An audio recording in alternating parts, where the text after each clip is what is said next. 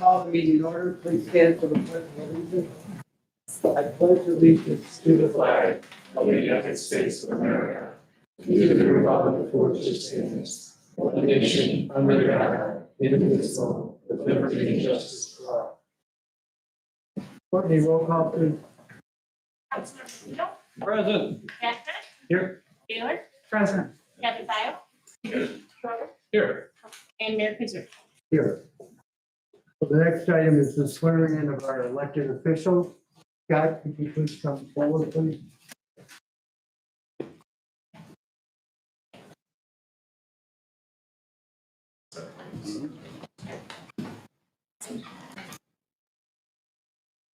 Please raise your right hand and repeat after me. I do solemnly swear I do solemnly swear that I'll support the Constitution that I'll support the Constitution of the United States of America of the United States of America and the Constitution of the State of Michigan, and the Constitution of the State of Michigan, and that I will faithfully discharge my duties and that I will faithfully discharge my duties as Village of Grosse Pointe Shores as Village of Grosse Pointe Shores City Council member City Council member according to the best of my ability. according to the best of my ability. Welcome aboard. Welcome.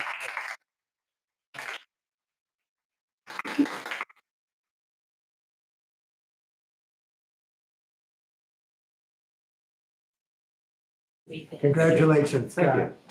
Sandra? John? We're no exercise.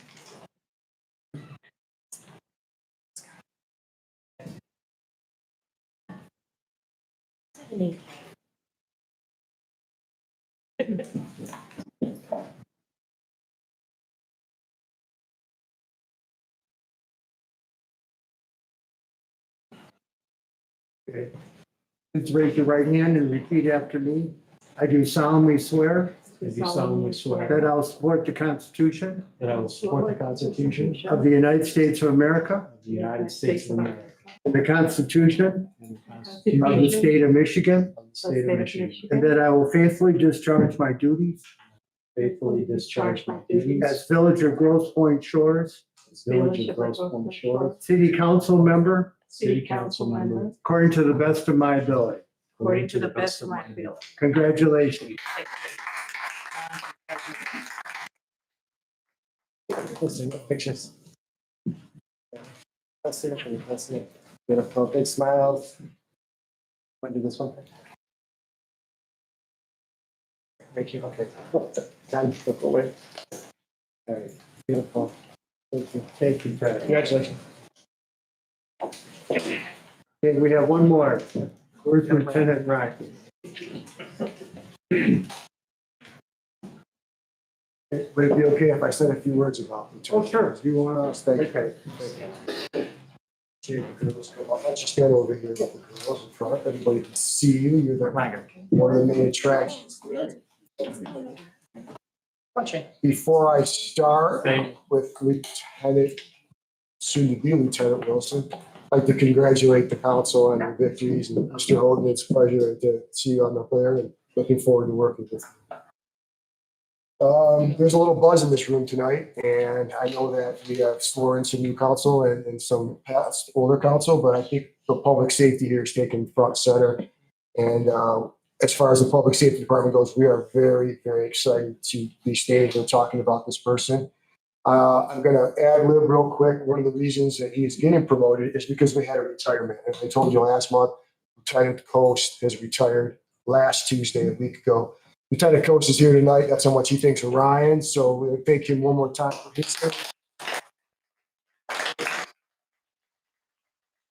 The part of that buzz comes from retired Chief John Schulte, who came tonight because he is a big fan of Ryan as well. So let me get started here real quick. Before we do, we'd like to recognize Ryan's wife, Caroline, who's over here in the audience. His daughters right up here, Sydney, Shay, and Sage. Right? Am I missing one? Nope, she's right there. She's real quick, Ryan became a first responder in 2010 as an AMT working for MedStar. While he was there 3 years, he became a paramedic and went into the paramedic unit, which is advanced life support. In 2014, he joined the Macomb Township Fire Department, where he was able to bring his EMS and fire skills together.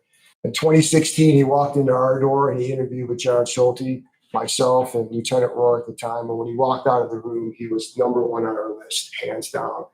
And in a short amount of time, from 2016 to 2022, he got promoted to the rank of sergeant, where he was a patrol commander.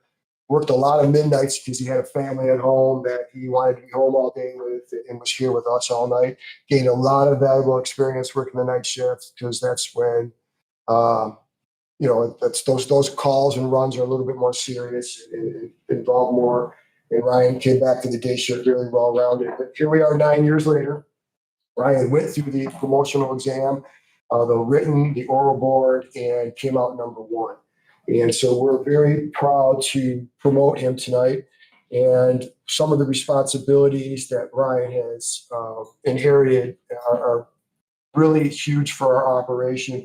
First of all, he's a field training officer supervisor. He oversees that program, which means he is responsible for molding our new people into our traditions here, our number one tradition being customer service. So Ryan really is exemplary in that fact of our customer service motto, and therefore he's in charge of this program, and it's a huge responsibility and does a great job. He's responsible for our body-worn cameras, our in-car cameras, our license plate readers. He's been assigned to the DB for the last couple of years, working with Lieutenant Spina under his guidance. Now they're equal. They're both lieutenants, and we're super happy that we have people in that position that can make decisions. Every day we'll have somebody here that can make those decisions. He's taken over the property room, and he's one of our department's 3 fire instructors, which means he has a valuable experience. He comes back and teaches everybody in our department all of our requirements for the state training. So real quick, Ryan is a huge leader in our department. He's an exemplary employee. He's very respected in the public safety department. But I think one of the best things about Ryan, and I've said this about him before, and I'll say it again, he's a good father. He's a good husband. He's a good son.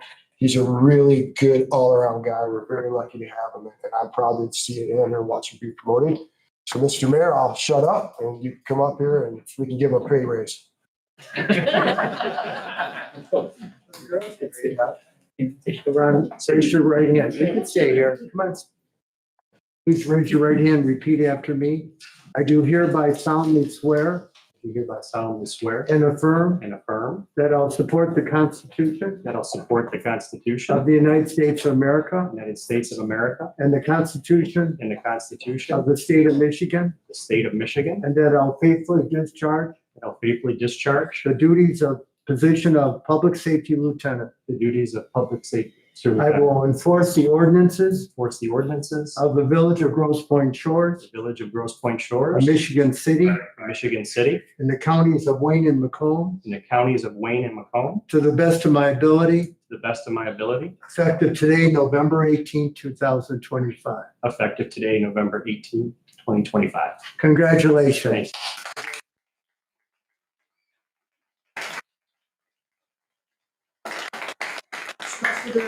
Recognized by someone of your choice. Ryan has asked his daughters to do that.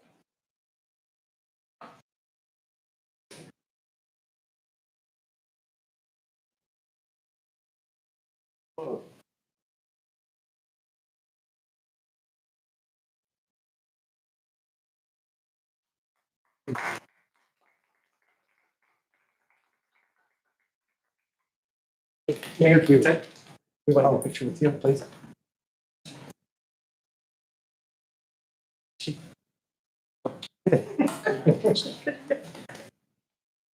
Thank you. Good picture. We'll get your good side. Big smile.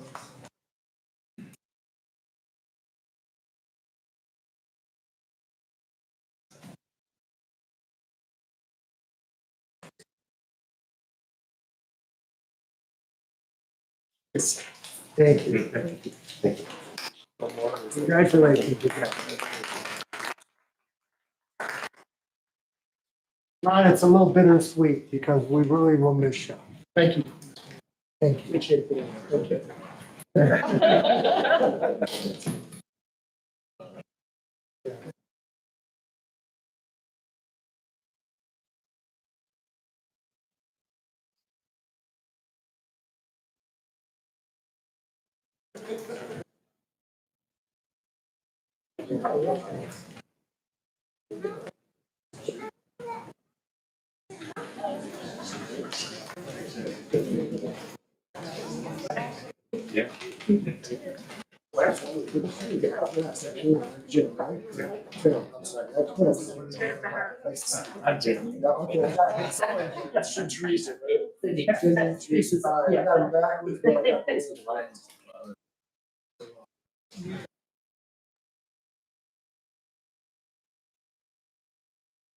The next item on the agenda, item number 7, approval of the minutes of the October 21st meeting.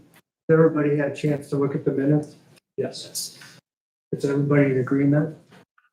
Then I need a motion to approve. Motion. Second. All those in favor say aye. Aye.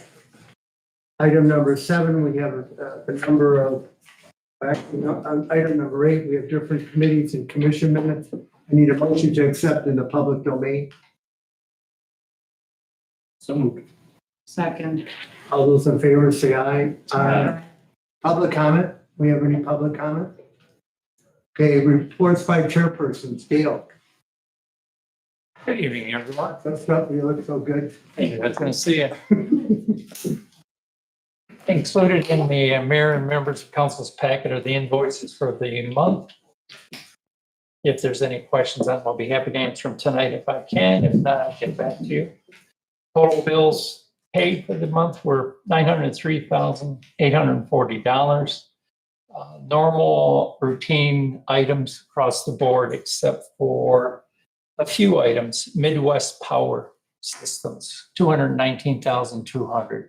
It's for pumps for one of the pump stations, including installation. Payments to Asphalt Control Services, $160,766. Concrete repairs, various locations, curb and concrete sidewalks throughout the community. Haverman Technologies, $9,800 for some sanitary, I believe that was a catch basin repair.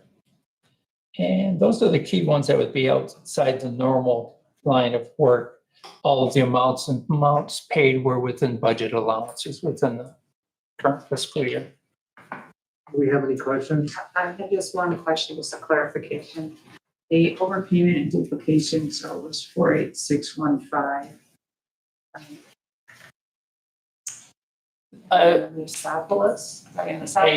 The tax bill was paid in there twice on a credit card. That's what I figured, but I just wanted Like residents like that. Now when they remember. Two minor questions. On 1017, the checks to our Tucker for 4920 says for water purchased. I know our Tucker does sewer repair, but water purchased? No, that was actually for water service line repair on Lake Shore. Okay, it just says water purchased. Yeah, there's the description. So The water other one service was line. on the same date, 1017. It says Goodard Sports Services repair ground for 1200. Was it for the field or something? No, that was the painting of the. Oh, the striping. Gotcha. Thank you. Yeah, I see one item, pool chemicals for over 4,000. That's your normal supplier for. That's a late chlorine. billing then by, I mean, I'm Yes. assuming we're not inventorying it. That's No. that was used, okay.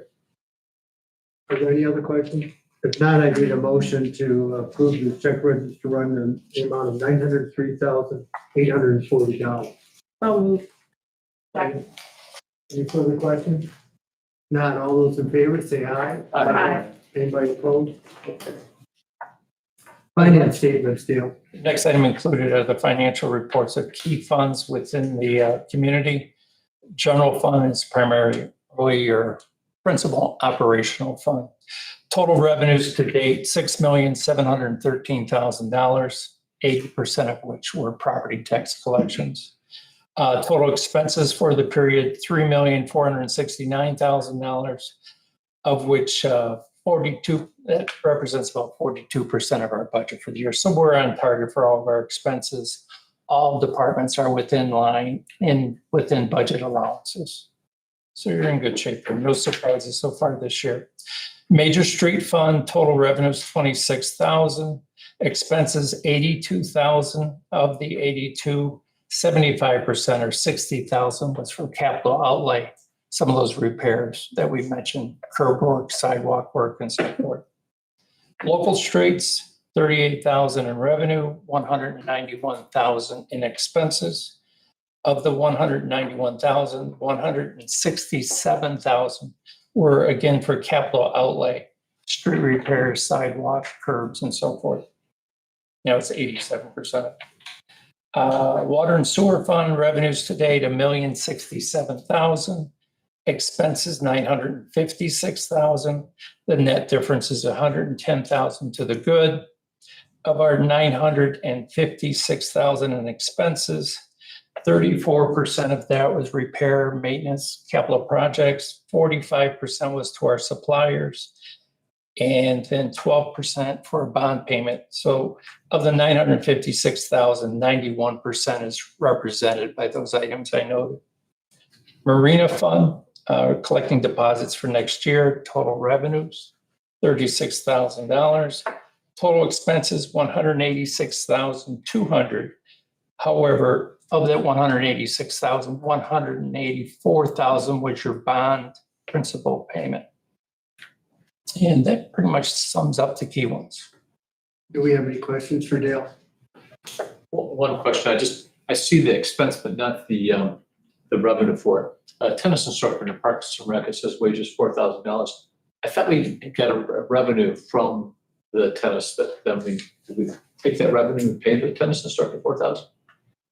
Is that a $4,000 loss for us? It's free. No, I have to pull the ledger. I don't know. I don't know as far as where the revenues are. There is a revenue. They might be just under general recreational fees. Okay. Where the wages are specifically for the. I'll look it up. Dale, are the auditors done with their field work? They received the actuarial reports 2 weeks ago, and they're wrapping up the audit. And will be at our next meeting. Any surprises from your review of the? No. Everything's on schedule. Any other questions? Okay, if not, Sandra? Well, Thanks, Dale. basically, our discussions were centered on the pump station. We got water main, which they're gonna be discussing today, so that's basically all I have. Is they're gonna be making a And presentation. this is the pump station on the south end of the city and make sure, correct? Right. Oh, The one that I went on a tour with you, Yes. Mike Way. Yes. That's That's what it looked familiar on photos. I just wanted. Thank you. Okay. Any other questions? That's it. Thank you, Dale. Next item is public safety. This won't be as exciting as the swearing in, I apologize. That's accurate. Thank you for that. Ryan's a fantastic guy. I mean, I'm lucky to work with him. You guys are lucky to have him here. When you promote him, I think it just shakes up our command staff. I mean, we have the right people in place. So I appreciate you saying nice about me, but Ryan made it easy for me. He's that good of a guy. Real quick, since the last time we met, so we mentioned the retirement of Lieutenant Coast. I told you last time we had 2 candidates. Since then, both of our candidates have completed all of their background, psych test, medical test. They passed everything. We completed the paperwork today to give to the college or the academy because the state grant is still available for the training funds. As you know, the training, once we apply for it, we should get the money, but it pays for all their academy costs, and some of that goes to wages as well. So I just want you to know we're on top of things, and when these 2 guys get out in May, we'll be back to 16, 17 with me. We'll be a little young, but our numbers are where they need to be, and that's really the most important thing. The next item really is just real quick about last month. I was looking at stats, and I noticed the ambulance went out 16 times in October. It's a pretty busy month for the ambulance. And we had 8 fire investigations, no reported loss of any monetary things, a careless cook, some alarms, but that was a high number too. So I noticed that they were busy outside the normal police work.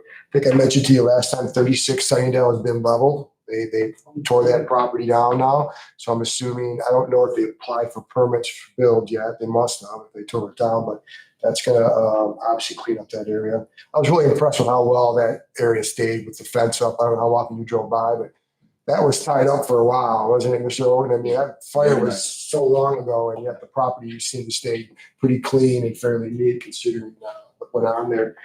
Another real statistic I'm going to mention it in the newsletter is our fraud cases. We had 5 reported fraud cases or ID theft last month. So AI is really contributing to people, and that phone's ringing, and you want to get the word out to everybody that, be careful, look at your statements, check the invoices. Identity theft and it tends to go up this time of year, right until tax season. So not that none of you are victims, thank God, but like I'm just giving you some statistics that we had for October.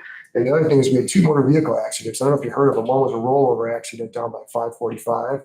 And a 70-year-old woman took some medication, got a little lightheaded, left the roadway, hit a pole. Her car ended up on its side. And the reason I bring it up is traffic was tied up. It was the middle of the day. I don't know if those things get back to you. Hey, what was going on? I'm not sure.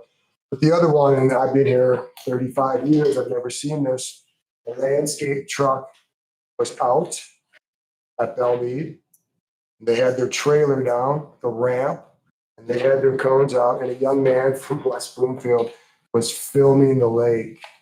He drove right into the back of the trailer, pushed all the lawn gear up, which shot his car up, shot him out the back on top of the pickup truck. It was something out of a movie, especially when we talked to the witness that was driving next to him going, I just couldn't believe he never I left him room to get over. He just kept going straight. And I don't know if you heard about that one, because that was really, we had a lot of gawkers for that. That was, actually, I have an email of the picture. I'll send it to you. It was just something, one of those interesting things that we come across, and everybody was fine and nobody was hurt, which makes it an interesting story. So pretty uneventful month, a few statistics for you. And again, thank you for letting me present Ryan. I know it took a couple minutes, but we're big on it. Keep us the position though, if they disconnect their trailer and go to lunch, because I think that's what Not happened. considered an abandoned vehicle, we would tow it at that point, right? So the other thing though is like, But it's a landscape, and it's just. so, and it goes really is there more to it? Because when Mr. Maroon was having his work done, there were a lot of vehicles, right? And we had to accommodate that. But we had the road blocked. We shut down a lane with cones, and they got to the point where their project site manager. That's different. It's a whole different story. You just can't leave any vehicle unattended on the roadway. In fact, when we pulled up to this accident, one of the first things we were looking for, did you guys have your cones out? And they did. So they've as long as they block that lane the proper way, it's under the motor vehicle code. For those are considered commercial vehicles. If they have the markings to shut the lane down, we allow them to do that. And most landscaping companies, it's a 15-minute gig for them, right? To stop their truck, get out, get the lawn cut, and move on. So it isn't too much of an inconvenience, but in all the years I've been here, I've never seen it. That's kind of why I brought it up. I mean, I've always thought it would happen sooner or later, and it did, but that's a pretty good average. I'd say once every 35 years. So my question is there, what is the ordinance on cone placement, distance, height of cones, number of cones? When we follow the state guideline, right, on that for commercial vehicles, and it just talks, so I don't remember seeing anything about height. It talked about 3 cones, and like a semi-trailer has to have like the 3 triangle cones. It depends on the level of the size of the vehicle, how they what they need for those type of situations. But most of the cones we see are, the normal orange cones that are acceptable. Because I go to work at say 8 and I come home between 5:30, 6:30. Right. And there's always somebody there in those peak traffic hours, and they vary on their warnings. I don't disagree with you. I mean, we're talking about landscape company. I've seen green cones that you can't see. We did stop something. One night, this just happened 2 months ago, and I hate to bore you with the stories. I know Steve doesn't like that. But they were using gas cans as cones, one crew. And we certainly stopped and said, what are you doing? Here's another suggestion. company is servicing a house, a residence on Lake Shore, and is actually on a corner with the street. Is it possible for them to say like, go on the corner and park there to leave the two lanes open? Because I'll see them and there's the corner like right there, but they're blocking that. You're right, and we, I'm hopeful that the people that are on patrol are looking for those hazards. And we'll talk more about it, we'll talk more about it as a group, what we're looking for as far as enforcement, be better at it. But for the most part, the landscape companies are the same people, 3Cs and Toco Manino, and they're pretty good. We've reached out to them before for other things, and they're really right on it. The managers get on it pretty quick, so. But we can do a better job. We'll keep our eyes They're on doing a great job. I'm just saying. it. You're right. It can be more convenient by all means, for sure. Yes, Ken. Yeah, it's considered who we're dealing with, right? So. Wow. Thank you, Chief. Thank you very much. For Public Works, Mike? We got anything for Public Works today? Yes, a couple things for you, Mr. Mayor, member of council. First off, welcome Scott to the council. Saw you're going to be on several committees, so I'm sure we'll be in a few meetings in the future. I also did want to mention, I don't usually talk about police officers when they get sworn in or they retire and stuff, but I do want to mention that Ryan is a spectacular police officer. He's one of my favorite guys in that department. I enjoy working with him.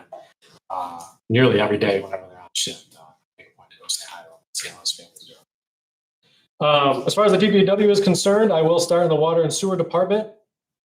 As Dale mentioned, and we've mentioned over the past several months, the sewage pumps at the Crestwood lift station, the north one, have been installed.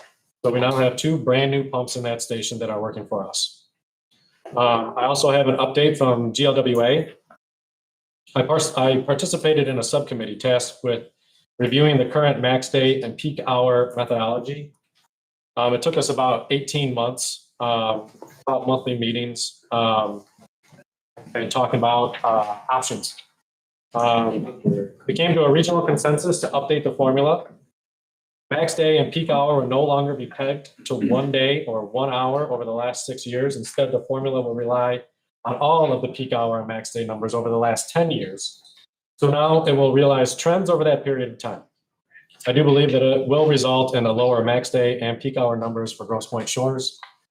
Steve and I will be starting negotiations with GLWA over the next couple of months for our next fiscal year's contract. In the sanitation department, leaf season is in full swing. It seems like we are at the peak right now, and everything is running smoothly so far. The Grosse Pointe Clinton Refuse Disposal Authority, the trash authority that works together with the other Grosse Pointes in Harper Woods, has negotiated a new contract to take our trash to a different transfer station at a savings of about $6.50 per ton. It should eventually result in a savings for Grosse Pointe Shores of about $8,000 a year. Recently, we had Asphalt Control Corp in town to perform a handful of small fixes, mostly for the water and sewer department. It should have all been cleaned up as today, and he is back on town. And finally, on manpower, we are almost finished with our seasonal employees. We are hoping to finish up leaf season in the next few weeks with the 2 that we have left. I did want to comment that our new mechanic has been fabulous. He's very talented and outgoing, and I know that Grosse Pointe Shores will be in his good hands for many years to come. That's it. That's all I have for you tonight. If you have any questions, I am available. Any questions for Mike? Thank you. Okay, thank you, Mike. Park Committee, Scott? We did not have a meeting this month. It was canceled by the chair, and he plans to set another meeting for the next month. Okay, thank you. Harbor Committee, John? Harbor Committee did not have a meeting also, but as of November 15th, hopefully your phone's out of your well, and also that your dock box is empty. So the linking below it, he'll move the dock box and fix that up, and also well lease agreements were sent out. Also, so get those in ASAP so you can have your well for the year. So. Okay, John. Somebody had asked me about ice fishing, where it's permitted. It's allowed in the harbor, isn't it? Or no? during the winter? Yeah, we have to leave for walk. Can't go on. I know you can't. Okay. Mike. Do you have an answer? Wasn't coming up there. Stepping up there, oh, that's. Ice fishing is allowed. I don't think we can limit it. They can actually walk in off of the lake. So we can limit who comes into the park and gets into the ice. You know, we can ask for park passes, but they are allowed to ice fish, absolutely. Okay, thank you, Mike. Improvement Foundation, Sandra, I don't see Rob Samples here. I believe Ted is going to be making a presentation, so I'll defer to him. Basically, it was a logo design that was decided on. I did not attend the meeting. I'll update it in my. Okay. Yeah, I got it. I got this. Did we figure out what the net profit was from the fundraiser? I don't, No, we were waiting for some. I did not get any information. So Rob's not here tonight, but it's his birthday, so he's. Oh. We'll ask at the next meeting. Mayor, I think it was about 36,000. 36,000? That was, It was their highest number. yes. Okay, good, good. I know it was extremely well attended. It was a great event. Communications? Honorable Mayor and Council, great to be here. Scott, welcome. Welcome back, Sandra and John. I really appreciate you guys continuing as incumbents. So lots going on here tonight. First off, I want to talk about the foundation since it was just brought up. Yes, we are working to create a new logo within a new identity system for the Grosse Pointe Shores Improvement Foundation. We've already had one round of logos, and I'm working with the board, and so we're on our second round of logos. The good thing is that they're working within the identity system. They're all on board. It's a great team to work with, and Rob is just fabulous. So enjoying that process. The newsletter for December is coming along great. The feature spotlight is on Matt Rossetti, our newest board member. And Matt is reluctant to be sharing the spotlight. So something close to like Dale, who I had to try to convince to be our spotlight. And so Matt reluctantly agreed, and it's a fantastic story. 2 generations of architects, done Ford Field and US Open, and just amazing resume. And so that's a really great story. So I'm sure Mayor and the rest of you look forward to seeing that. So I'm very excited about that. I also wanted to update you on some news that's been happening. And maybe you haven't been following all the news, but we have a couple here tonight who have been in the news locally, regionally, nationally, and internationally, bringing the Grosse Pointe Shores name with it all the way through. So let me go through my presentation before I introduce them. Their names are Morgan, and the name of the presentation is Captain Morgan's From Half Marathons to Flying Giant Pumpkins. Chris and Katie Morgan show heart and humor. All right, so who are they? They're residents since when? Did you guys move? 2020. 2020, so they've been here 5 years. Married since 2017. Parents of Lennon, who's over here, and Leopold, who's right here, and the cutest they can be. Chris owns Printer Run, which is a fantastic company. What he does is, if you run in a marathon, he'll take your bib and all your materials that you use to run in honors and awards, and they put it into a frame. And it's a beautiful frame, and then they mail it to you, and people love it, and it's all over the world. Chris is a marathon runner. He runs all the marathons, right? All the big marathons.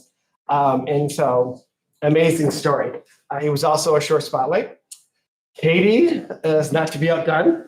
She is a popular influencer and host of Don't Burn Dinner YouTube cooking show. She has nearly 50,000 followers on Instagram. That's not a typo. 50 zeros. So she is a very popular person. And we're going to see why in just a minute. So let's take Chris. So Chris can just run his marathons and be done with them, right? That's hard enough to do. But he has decided to help those who are less fortunate. And he has helped people who don't have sight run, in this particular instance, a half marathon.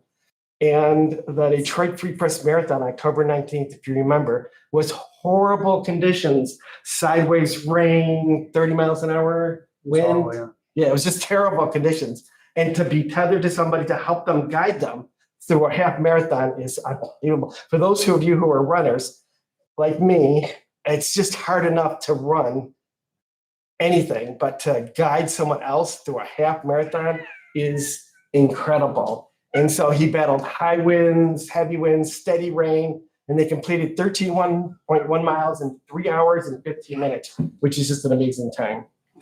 This is Chris's third time guiding another runner.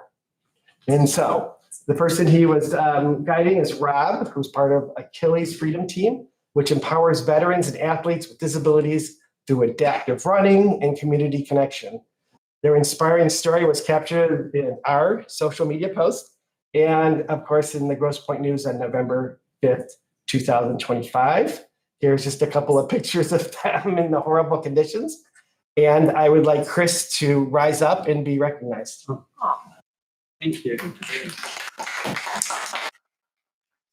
So if you've ever been to the Morgan's home, there are frames everywhere. Every inch of that home is covered with frame, except maybe a couple. And I'm hoping that this will fill up the last remaining parts. So this is for you. Thank you. Please open it. You're welcome. Appreciate it. Yep, go ahead. All right, so we're going to don't make fun of it. Yes. Yes. Exactly. How'd you guys? Thank you. All right, I gotta do my job as social media now. So sweet. Beautiful. Don't hide, Katie. All Me, right. oh. You guys can draw you in there. All right. All right. Okay, beautiful. Looks great. You guys all look great. Wonderful. Thank you. Thank you. Congratulations. I'm actually going to be running in Los Angeles in March with Rob. Oh, You are? Yeah, we're actually. Yeah, introduce yourself. I've known Rob for about 5 years now. Wonderful guy. He was actually visually impaired in the first Iraq conflict. He had an explosion to go into his face and he lost his sight there. But he's a very, very powerful guy, wonderful person to run with, just full of humor. I won't share some of the things he said during the race, but it's just very lot of adult humor and a lot of banter to get through and just a different way of looking at the race itself. And in March, we're actually going to be running the full marathon in Los Angeles. So I'm excited to add California to my running checklist and to do it with Rob as well. It'll be a lot of fun. Wow. Cool. Thank you, guys. Appreciate it. What a humanitarian. So we're not done. We're just done with half. I'm done. Right? I can go. I didn't know. No, half. All right. So, Katie Morgan. She created a ring video of her and her two handsome young boys chasing after this giant pumpkin in their front yard that started to move away. And here's Chris on the doorbell ring watching from work. These three individuals trying to chase down in heavy winds this big giant pumpkin. And she's screaming, I don't know what to do. What am I supposed to do? Well, guess what? This video went viral. And what does a viral video mean? You hear the word viral. Okay, a viral video is not 200 views. It's not 2,000 views. It's not 200,000 views. 6.9 million views across the globe, taking with it Grosse Pointe Shores. So we have a video to show you, a national video. This might be the video I need.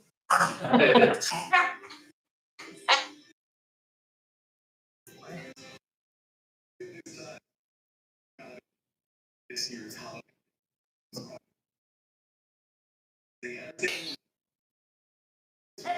Nearly gone with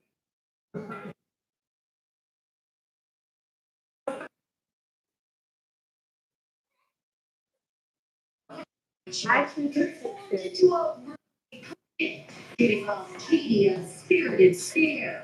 What's your favorite moment at this point? I thought I was going to take out Nick.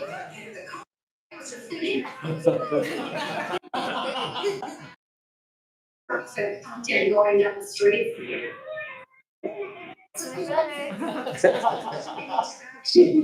Dad, Chris, would this be out from gold over the Anybody, don't forget. trying to find the family to know a bear. Throws the phone. You don't, that was my favorite part. Mine too. I tweeted it, I actually did a video. Millions of views on social It's 6.9 now. media. 7.4, sorry. To corral the billowing Oh.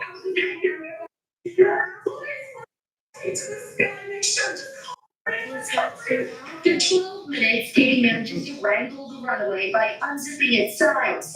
A little lemon tries to catch it. That's what I did. I had That's what I did.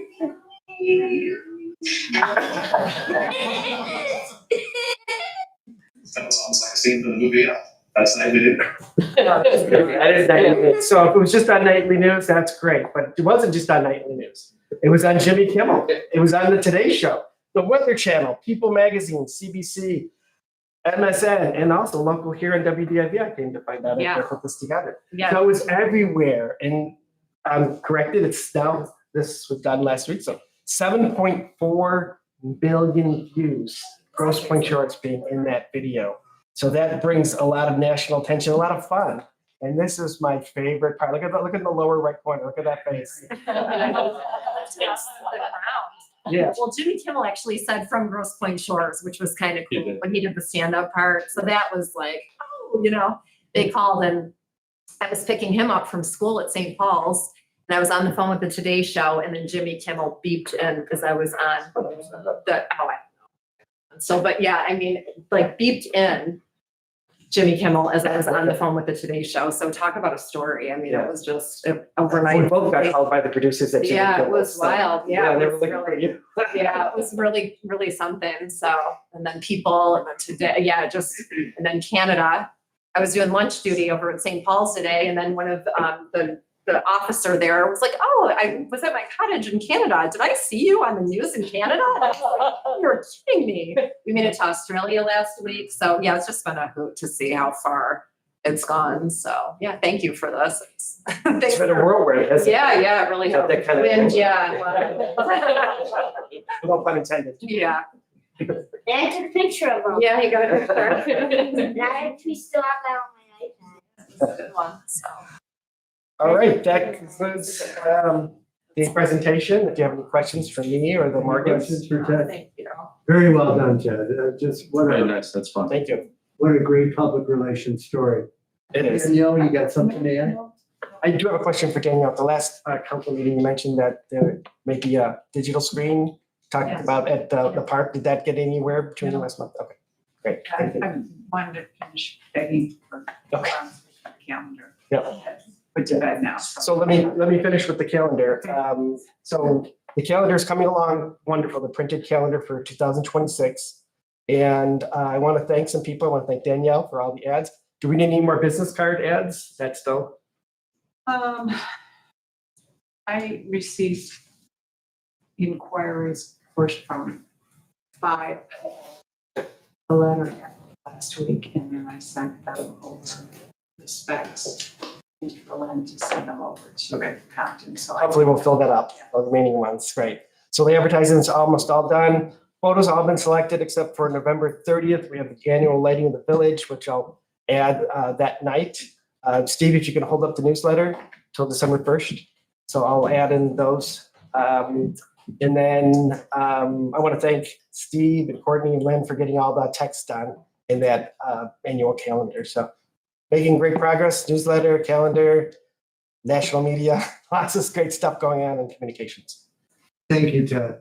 You're welcome. And thank you, Danielle. You overseeing the calendar and as your role, public relations role, and you did the message for the mayor. I appreciate all your hard work. Yeah, good work too. Legal report, Brian? Thanks, Mr. Mayor. Since the date of the last city council meeting, the city attorney has been engaged in the following activities on behalf of the city. First of all, we consulted with the city regarding a number of very delinquent resident water billings and what the city's collection options are for those buildings under the city ordinances and under state law. We also consulted with the city regarding, briefly regarding the Great Lakes Water Authority litigation. That was litigation that was the following, I think, June 2021 floods. The flooded, the points and Harper Woods and, other areas around here. We also advised the city regarding some potential civil infraction matters arising from resident property maintenance concerns. And then finally, we consulted with the city regarding various other administrative and procedural matters as usual. And that's my report, and I'm happy to answer any questions that anyone might have. Anybody have any questions? I do, Brian. Without sharing too much information, have you given the city definitive advice on how to deal with the delinquent homeowners? Yes. Okay, so that's no longer, back and forth. It's governed by the city ordinances and all that, also by state statute. And in a nutshell, the delinquent water billings become part of the assessments against property. The county steps in and through its ordinary procedures and wipes those out in one fashion or another over time. And then if there's any leftover money, usually there isn't, but if there is some leftover money, then it goes back to the city. So it's really a fairly automatic process in terms of collecting on it. The city doesn't have to levy an assessment. It becomes part of the tax roll. The unpaid bill becomes part of the tax roll. And then when it comes tax time, that's when it all gets, along with other charges against property, I'll say. That's when the county figures things up and again, pays off taxes and then collects those taxes from the taxpayer, or collects those unpaid fees, I should say, from the taxpayer. But that's kind of it in a nutshell. That was Danielle, I think, answering that question. And beyond that, it's really quite automatic. So these folks, and these are big bills. One was $35,000 minus a few coins, and another one $7,000 or $8,000, also minus a few coins, and the third one I can't remember exactly, but similar numbers. And the nice part of it is it's dealt with automatically under the assessment statutes. Thank you. Thank you, Brian. Any other questions? Not Steve, manager's report. Just really brief, Mayor, just one thing. We have our first meeting Wednesday with federal government on the seawall project. The first meeting since we're receiving the grant. And we'll start looking at details and look at their schedule. Runs through 2028 to get the project studied, engineered, and then going to the next round, asking for more. Good. I'll keep you up to date on that at first meeting this week. Okay, good. That's all I have tonight. Okay. New business mayor pro tem appointment. Our charter, I don't have it in front of me, says that the council at the first organizational meeting after an election picks the mayor pro tem. Our practice has been to look at the most recent election and look at the highest number of votes that a person had received. So this is section 3.7 of our charter code of ordinances. So at this point, council shall select a mayor pro tem from among its members. I think only one time, and I think Danielle, you had declined to act as the mayor pro tem. You were the highest vote getter at the most recent election before that, and you opted not to. But we've been consistent since 2011. The highest vote getter did become the mayor pro tem. So I invite council to make a motion and approve the selection of mayor pro tem. So moved. Second. Okay, this would be for the highest vote getter, Councilmember John Dackmack. The following the precedents even though it's not required under the charter just merely says that the council shall select a mayor pro tem from among its members. Pretty short and sweet. But again, our practice has been, like I said, but for that one election, Danielle, where you were new to the council and I know you were uncomfortable. So in this case, Councilmember John Dackmack was the highest vote getter. Was there a motion then to pick John as and was seconded? Any further discussion? Okay, all those in favor say aye. Aye. Anybody opposed? Okay, thank you. Congratulations, John. Thank you, Mr. Mayor. I look forward to next 2 years. Yeah. Be replaced, and I'm thrilled to take over from Danielle, who I think did an outstanding job these past 2 years. Well, you're doing a great job. You've been a great council member. You're very articulate. I mean, everybody would agree. I mean, we got a true litigator on the council. And so you're very protective of our city, and I appreciate that. Your Honor, Your Honor, she's a litigator. Got your head on it. Mr. Mayor, there's 3 people in the audience that I would like to, if you will indulge me, point out to the gallery and the public at large. First, my wife Penny is here, and about 4 years ago, she was the one that convinced me to run for city council. I think it was over dinner when she said, "You talk about it enough, why don't you go do it?"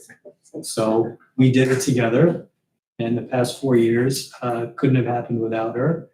And then also sitting next to her is our oldest daughter, Grace, an 8th grader at Liggett, and our son, George, a 5th grader at Parcells.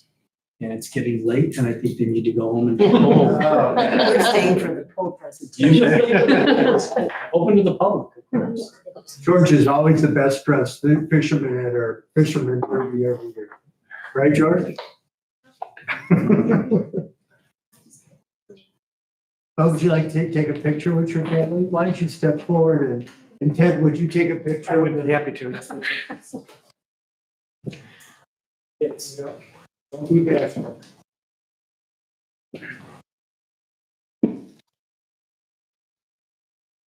Our finest outfits That's tonight. a long way still from work. She's in scrubs. We can go into AI and change the outfits. Happy to do that. She needs a A bowl. little bit. Oh. And then the mayor's, you're hiding behind. I know. Can we I get know, I her didn't a- see Penny. Yeah. She was. All right. Can we get sounds her in a good. bowl gown? All right. You guys look good. Everyone, big smiles. Big smiles. Okay, beautiful. Thank you. Well, big congratulations to the Dackmack family. Okay, thanks Penny for coming. Thank you.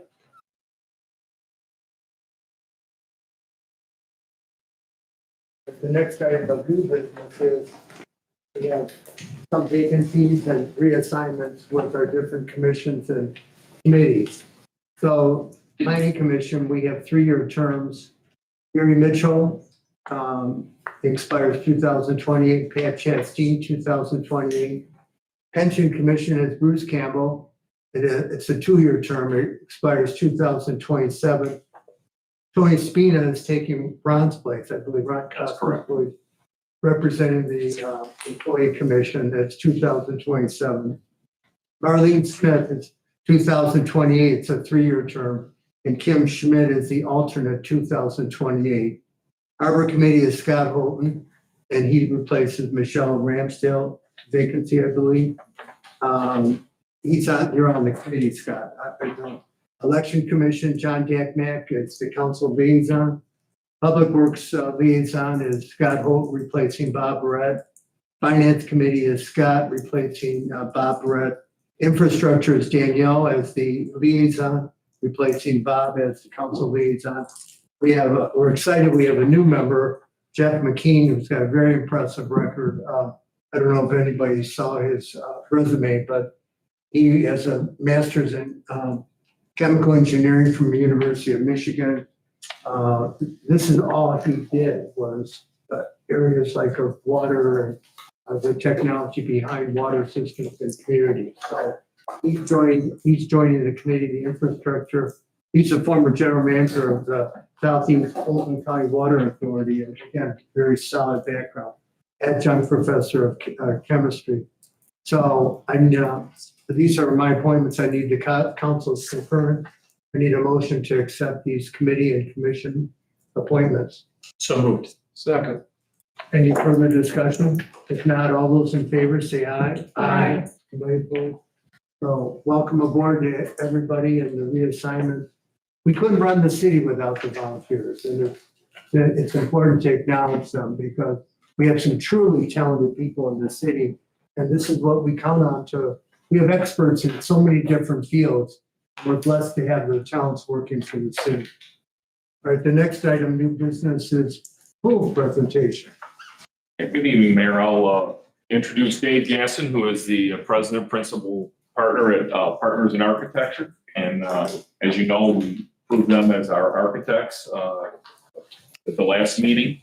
And we've been meeting every 2 weeks. And so we want to keep the council updated on where we're heading and what part of the process we're in. And so Dave is going to make a presentation tonight. How many hard copies of this? Oh, I took it to them all. Okay, in case you want to make notes on that.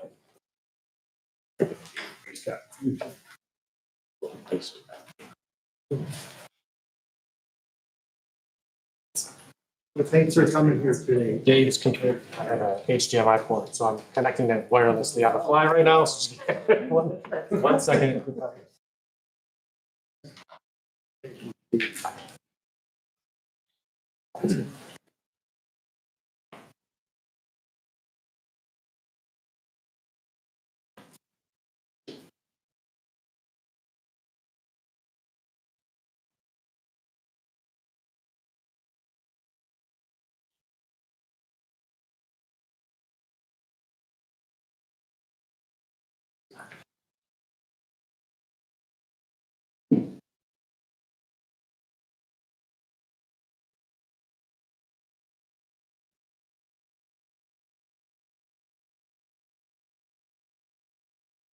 Well, as I wait for the technology to catch up with me, I handed out, or you already had a hard copy of what I was going to review. Maybe for the audience, maybe I'll try to be clear in how I explain what we're talking about tonight. And thank you, Steve, for the introduction.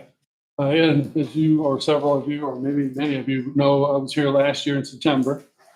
And we presented the concept of what we had envisioned for the pool project. And we re-engaged and we're working the schematic design, which is the first step of the next phase of design. And in that phase of design, we're talking about delivery of the project. And that's really what the purpose of tonight is, talk about the delivery. And design build is the approach that we had kind of outlined in our proposal as one of the ways to do it. And I'm going to go through that with you tonight. Thank you, Mike. Okay. Well, I'm going to continue. Yes, please. So I'm going to flip to the first slide, which really kind of covers common delivery methods. And for the audience, I'm really talking about construction for you as well. So there's the typical design it, bid it, and then build it. That's where the owner, you, would hire a design team to work with you and work out what the design of this project would be. And at some point of completion, we'd send it out to public bid. And then you get a contractor that you felt favorable about and hire them based on competitive bidding. And you'd add them to the team, a second member. So a second contract, not just the design team, but now a build team.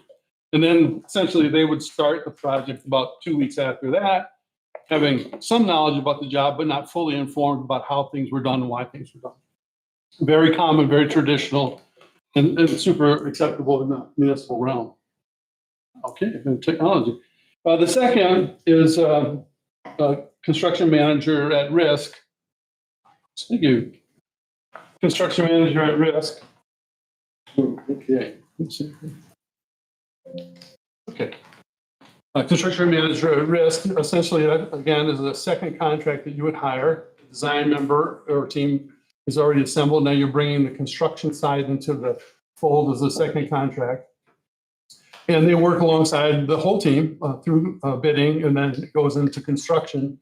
And they become the builder, and they hire the sub trades, and they work as a unit or part of the team, so a third member of the team, owner, designer, constructor.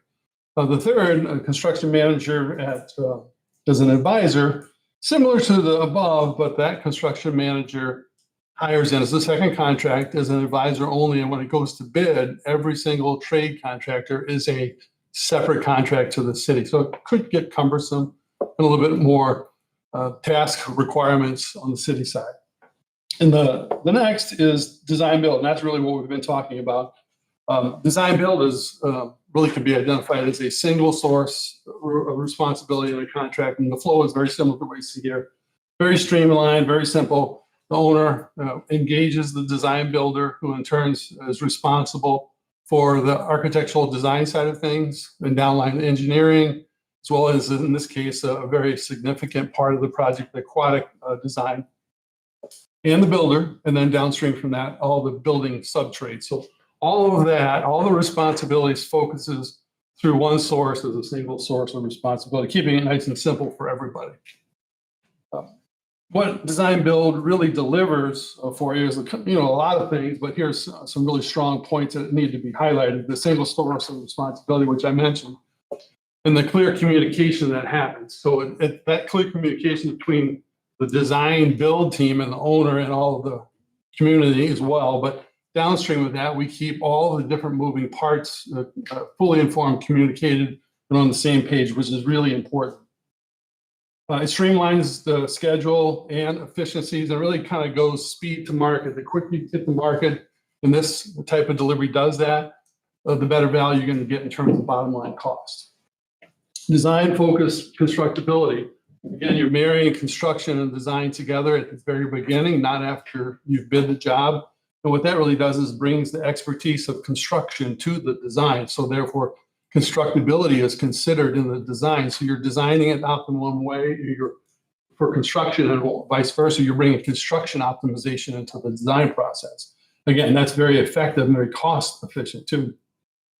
Quality assurance, same kind of thing in terms of you're bringing the team together from the beginning to the end, where you're bringing the construction expertise into the design process. And that really makes an internal commitment to each other to deliver quality at the end. So it's not really an adversarial relationship of a builder and a designer. They're all one. So quality assurance is not guaranteed in all cases, but in this way, it's a lot more assured. Competitive and public bidding, that's a very critical step in this process. So it all leads from a design constructability review up to a point where you're bidding it competitively in the public realm. So you're going to get that competitive nature of it. The thing I'll add to it, the competitiveness is enhanced because there's a guarantee to this. It's a GMP, or guaranteed maximum price. So because of that, the competitiveness happens in the design phase, where we're getting design assists from sub-trades that will eventually potentially bid involved in the beginning. So they're already invested in the process, and that's bringing in some competitiveness to the bottom line at the end. That's a very critical part to being successful in design build. Transparency and open book process. So that's also key. You want to know what it's going to cost before you commit to anything. This format delivers it up front, really early in the process. You're not waiting all the way until like end of bidding process or right prior to construction. Which is really important. And then that's a monthly reporting. So you're seeing all the trade costs, labor, material, allowances, and any contingencies or any changes that might happen. You're seeing that through this monthly report. And that's very helpful. It kind of tracks the project from beginning to end.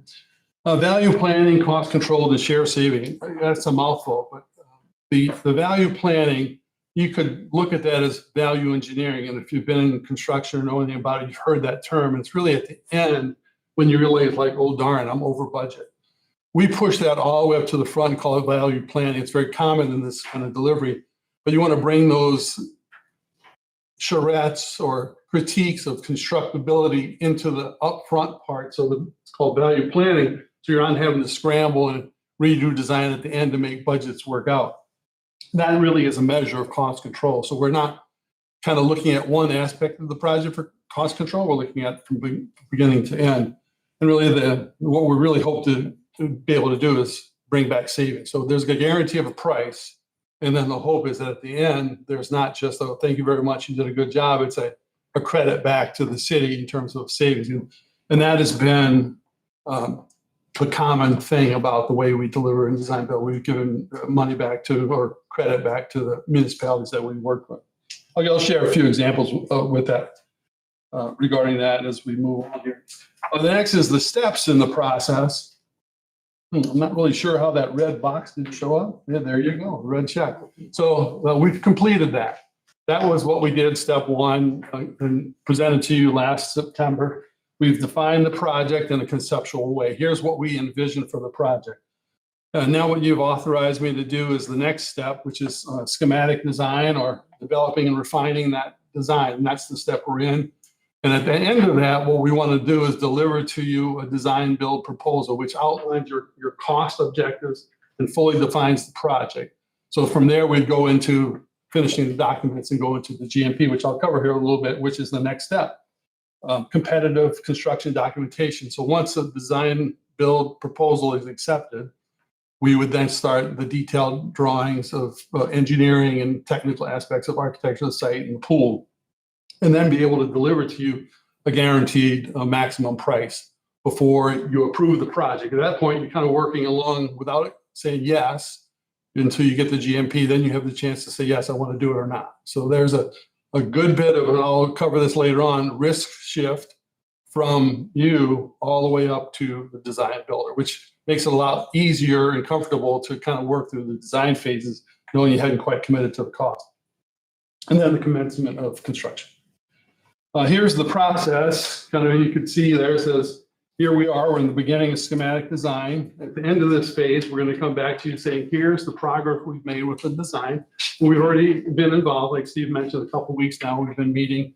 So that's really confirming the program, make sure there's nothing that's changed in the last year that we need to adjust the plans for. And then looking at refining the plan. So there's very little of that's been happening, but we have gone through the plan a little bit and talked about some shifts and adjustments and really refinements that we need to make.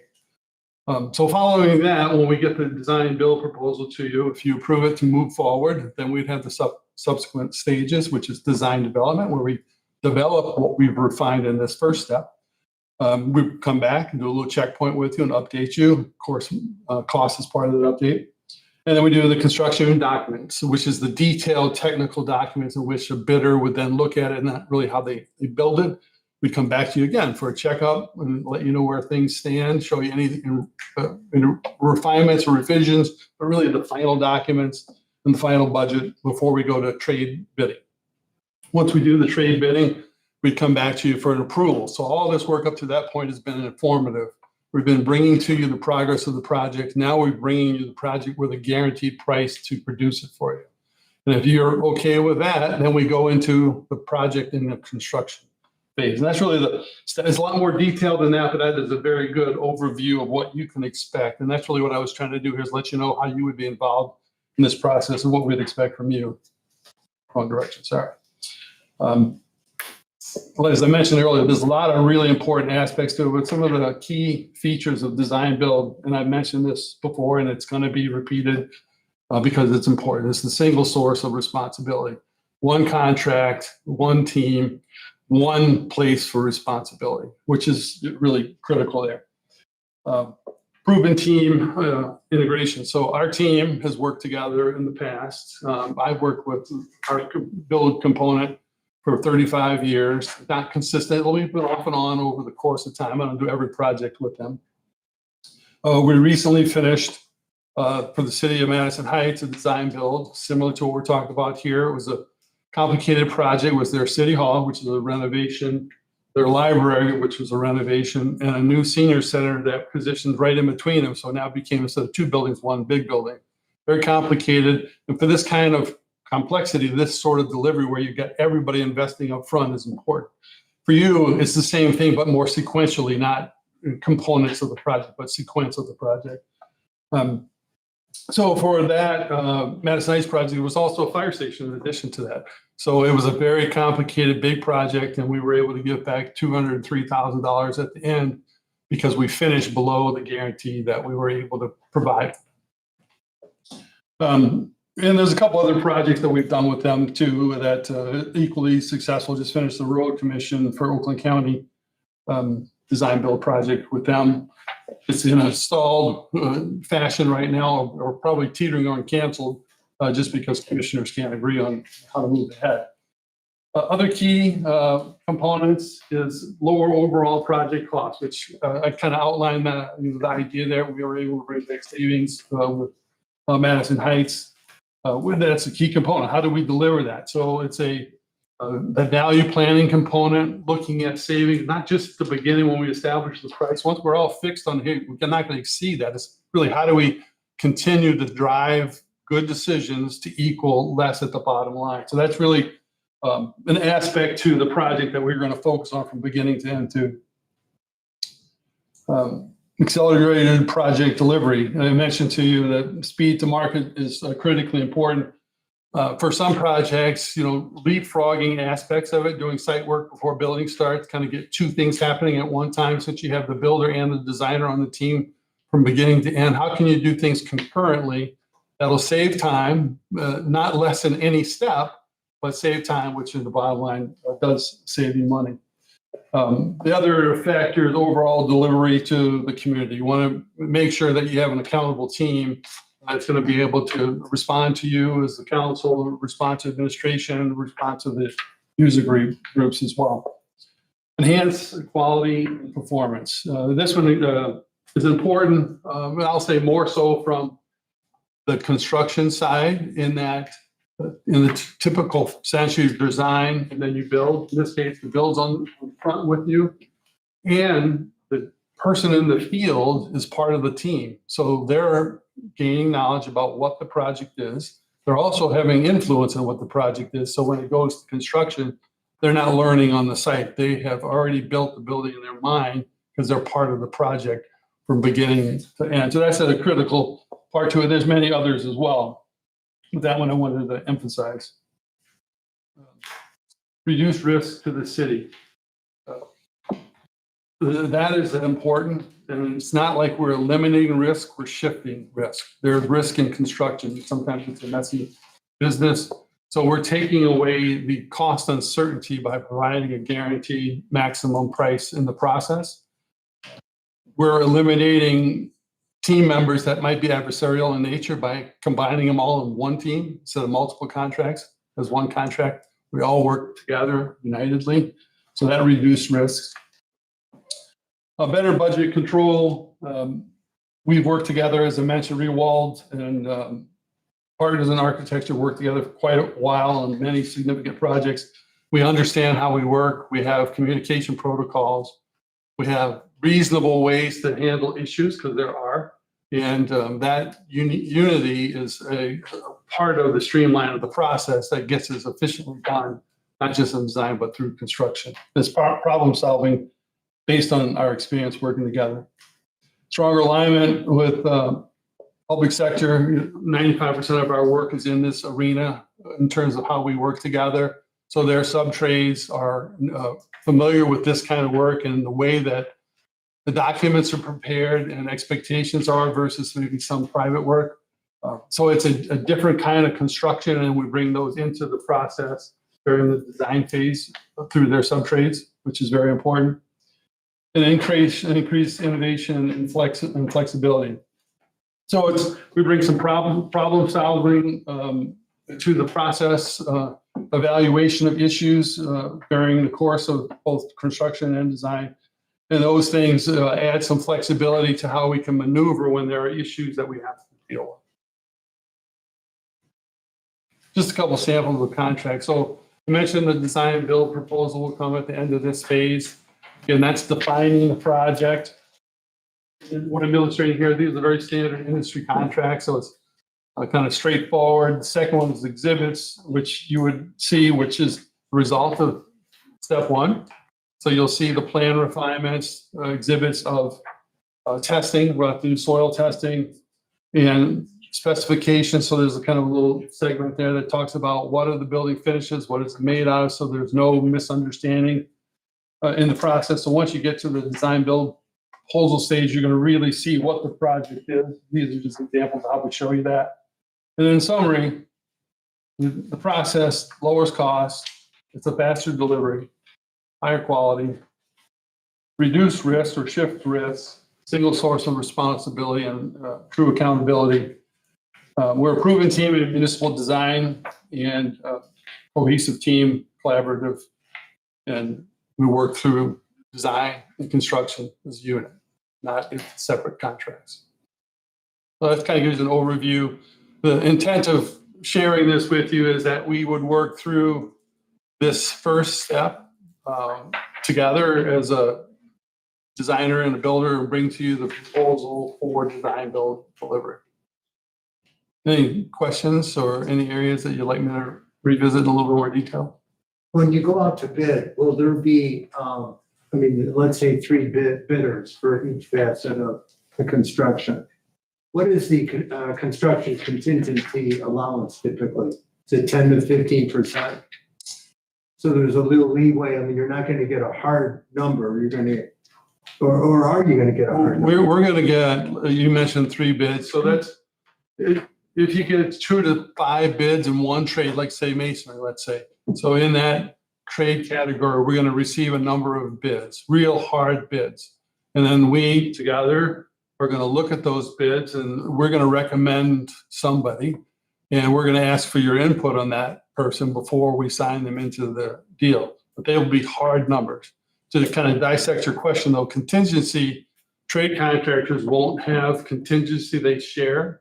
They may, build in something for themselves, but for the project as a whole, there is a contingency of between 5 and 10%. And it'll range on complexity. The price they give us is fixed, they won't change. That's correct.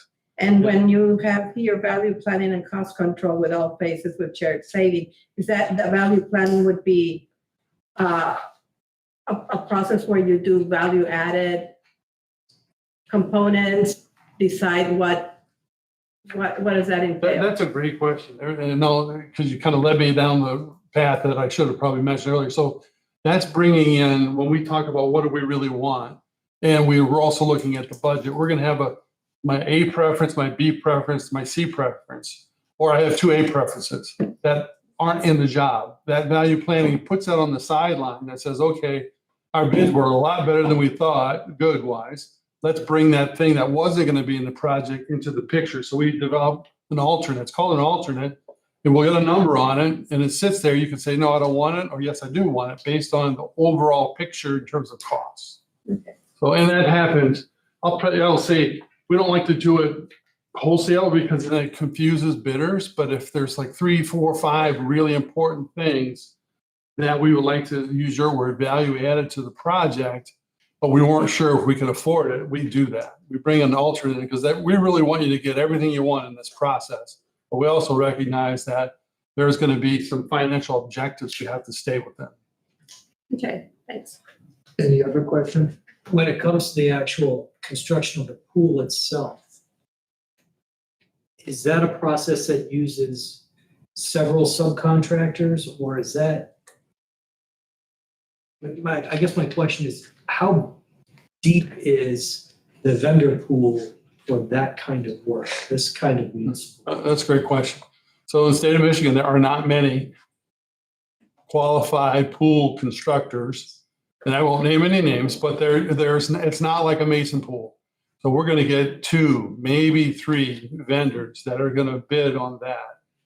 And I think the other part of your question is, how is that dissected? Is it one trade or multiple trades? Typically, in the way we would approach it in design build is that it's one trade, looking at it from the same lens of design build in general. So we want to focus that responsibility to one entity versus this guy's doing this for the pool, this guy's doing this for the pool, this guy's doing this for the pool. You won't see them arguing, but we will. And what I want to do is make it as easy as possible, because easy becomes good at some point.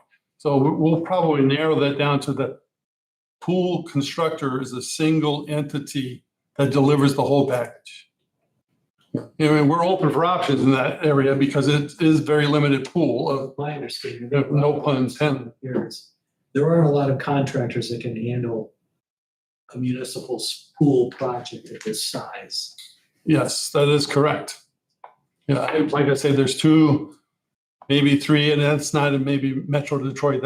I'm talking about the state. Yeah. Would we? And they wouldn't be surprised, a project like this is gonna draw outside of Metro Detroit, maybe cross some borders. Would we be doing separately the community building versus the pool? Would it be two different contracts, All contractors? one contract, keeping it as simple as possible. So there will be contracts for each little piece, which you will see, but what you're really. They would subcontract. Subcontracts, yes. The more we can streamline it and consolidate, the key things we're trying to do, quality, speed, and cost, right? We're trying to make sure that we get the best of all those worlds. Do you have any local similar type contracts? Yeah, I mentioned the one we just finished in Madison Heights. I did several for City of Detroit, the Real-Time Crime Center, their Emergency Operations Center. Recently for the City of Grosse Pointe, they did their public service building, their public works building, as well as their court council building. Currently, I have a couple going on right now that's in the beginning stages, kind of like this. The 2 fire stations for the Highland Township in the same delivery. Fire station for the City of Rochester. I mentioned Rochester, or Road Commission for Oakland County, which was a very sizable project. There's probably a few other. City of Kegel Harbor did their township for City Hall, their public works. There's probably a couple more missing out, but off the top of my head, that's a half dozen at least. At this point, we're not sure where the money will come from. Are we subject to prevailing wages? No, but it's common that that's going to be the standard of what we're looking at. Okay. Are there any other questions? Steve? Oh, I'm sorry. How many trades do you anticipate that you have to negotiate with for this project? I would expect it'll be 25, maybe 30. So times 3 bids, that's 75. Yeah, I would expect it to be well over 100, 120 bids when we're all done. We just did St. Clair Shores Police and Fire. And I think that was in the neighborhood of 200 bids. So that's part of another part of us bringing value to the process. We bring the trades in to do design assist, get them familiar with the project, get them interested, and then we beat the drum. We make sure we get a lot of trade input. One, scheduling is an issue. You want to make sure you have a lot of options to look through, and then costs. That's a vetting challenge though for your company, isn't it? What is that? It's a vetting challenge. I mean, Oh, that yeah. all of the subcontractors. And we sit down with each one. We'll do 3 interviews per trade. Talk about, did you cover everything? Is the bid correct? Is it full? Do you have everything you need? And sometimes, someone's missed something and we have to excuse them, or they'll ask to be excused. Okay. And then the other thing is we want to make sure, who is it really going to be doing the work? We want the A team of your company. So we want to see the person that's going to be in the field doing the work, not the laborers necessarily, but the supervisor for the crew. We want to see that. And we want to understand your schedule. What's your workload? Is this going to be the most important project or right up there compared to other options you got working on? That vetting process is very important. Steve, are you looking for a motion or at this point? No, it's just more informative. I would just add to what Dave said, as part of the design build team, so Rewald's on board, and then also the same, I talked with the farm, so they're doing the same thing. They're using design build process. And we both be using the same tool company in that team process to help along with ways, because that's where we got the first beginning with it. So both cities will be using the same tool person, and so. No, we're really happy with the progress so far, and I want to make sure Dave keeps us, keeps council informed on every step of the way. Are we doing some design changes? There's a potential donor who made a request, so we would like to at least answer to that request to get a dollar amount. I don't know if Steve probably has not mentioned it, but it probably would be a good idea for us to at least get a ballpark figure. So if he does ask us, we will. Yes, we haven't got to that point yet, but we will. If I could just add one more thing back to your question regarding examples of work. I didn't really mention much about Rewald. The counterpart to my presentation tonight was the Rewald guy standing right here, but he popped his Achilles heel today. Around 4 o'clock, he called and said, Dave, I can't be here, but I just wanted to mention back to your water example. So for him, like I said, we've worked together a lot. And examples of his work is the Etchell and Eleanor conference center and renovation that was recently done. The community club and Grosse Pointe in the local area. That's some work they've done. So you get a sense of their. Yeah, I have a list of their, I'll get you a list of all their, I have a list of probably about 40 projects in about 20 municipal clients. So I have a list of those for I'll get that. Dave, thanks for coming. Yeah, I appreciate being here, man. Great presentation. Thank you. All right, the next item is HRC presentation. Okay, Mayor, I will, if they step up, I don't need to introduce them because you know them all, but obviously Eddie Zemich is one of our lead engineers and everybody. You don't know. Jesse, I'm sorry. Jesse Van Creek, who is prime man at HRC. And so they're coming for you tonight on two projects. As you know, we talked about some time ago, we talked about the pump station and the need for some change at the pump station. And so we decided as council not to go into a full construction mode, but we knew that there were going to be some things that needed to get taken care of. There are some regulatory things that now we are required to take care of. And so we want to talk about that project tonight, which we want to take underway immediately. And then we want to talk about Renaud water main project, which would be in the next budget year. We need to start on it now to get some things prepared. So I'll turn it over to them and let them make their presentation. Sorry, Jesse. Thank you. He's a local guy, don't you? He's still in Grosse Pointe Park. That's right. I'm a local guy, yeah.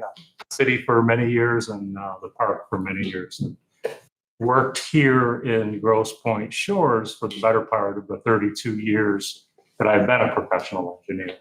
Eddie, 27 with the company, about 24 here, probably 24 now. So you're in good hands as far as the people who understand your municipal infrastructure, meaning your water distribution system, or now your sanitary sewer collection system, and in particular, the Cook Road pump station. Hot topic. This has been going on for quite some time. Just to bring some folks up to speed that maybe weren't here when a lot of this started, Wayne County used to own the Northeast Sewage Disposal System, which our flow dumps into via the Cook Road interceptor, Horse Main and interceptor into the Chalfont interceptor, which goes to the Kirby Road pump station. And that Northeast Sewage Disposal System owned the county part of the Kirby Road pump station. Grosse Pointe Farms owns the larger piece. So in that process of Wayne County divesting the system to Southeast Macomb Sewage Disposal District, who currently owns and operates that system, they identified that Grosse Pointe Shores was exceeding the maximum allowable flow rate to the Cook Road interceptor and to the eventually Kirby Road pump station. So HRC spent a number of years with SEMSD, their attorneys, our attorneys, developing a methodology for them to essentially charge us for exceedances. So part of that memorandum of understanding included a clause that this was not to be permanent, that Grosse Pointe Shores would work on eliminating, reducing infiltration and inflow to the collection system that contributes to the Cook Road pump station over time, thereby bringing down the exceedances to the Kirby Road pump station or the Chalfont interceptor. Well, after many years of working with the city, smoke testing, metering the entire city, breaking it into sub-districts, identify with Mr. Mike Way and even his predecessor, Mr. Brett Smith, the highest areas of infiltration and inflow and the least disruptive way of removing those flows. So what we've done, and we've committed to this milestone schedule with SEMSD, is we've gone through all of these studies. Hats off to Mike Way and his crew for being able to do a lot of this work on their own when we identified cross connections, working with residential homeowners to remove their downspouts from the footing drains so we don't get those high intense surges during rain events. Smoke tested the city and identified a number of sewers that were broken, that had open joints. We were able to tighten up the system pretty well and minimize the amount of exceedances. And in fact, Mr. Kraniak, I think, sees the bills that we get from those from SEMSD, and they've consistently gone down, down, down, down, because we've been vigilant at addressing what gets to Cook Road. Well, another thing that we worked with the city on over the past couple of years, really since Steve Poloni came in, was we were able to go back to the board with SEMSD and show them all the work that we did and demonstrate that we've spent a lot of time, a lot of effort, and a lot of money to reduce I&I. And therefore, our bill for exceedances was really trending down significantly. And we asked them to remove that clause that said, this can't go on in perpetuity. Quite frankly, because the cost to remove and replace the Cook Road pump station that we had estimated several years ago was in the neighborhood of $8 million. And it's probably more today because we haven't looked at that in a number of years with regard to material cost escalation, inflation, things of that nature. So massive project.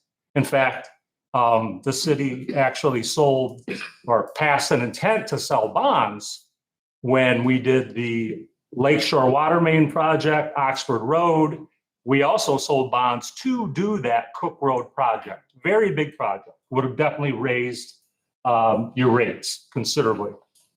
Well, since we were able to convince SEMSD to allow us to continue to pay an excess flow fee, we backed off the complete removal and replacement of Cook Road pump station at a big cost.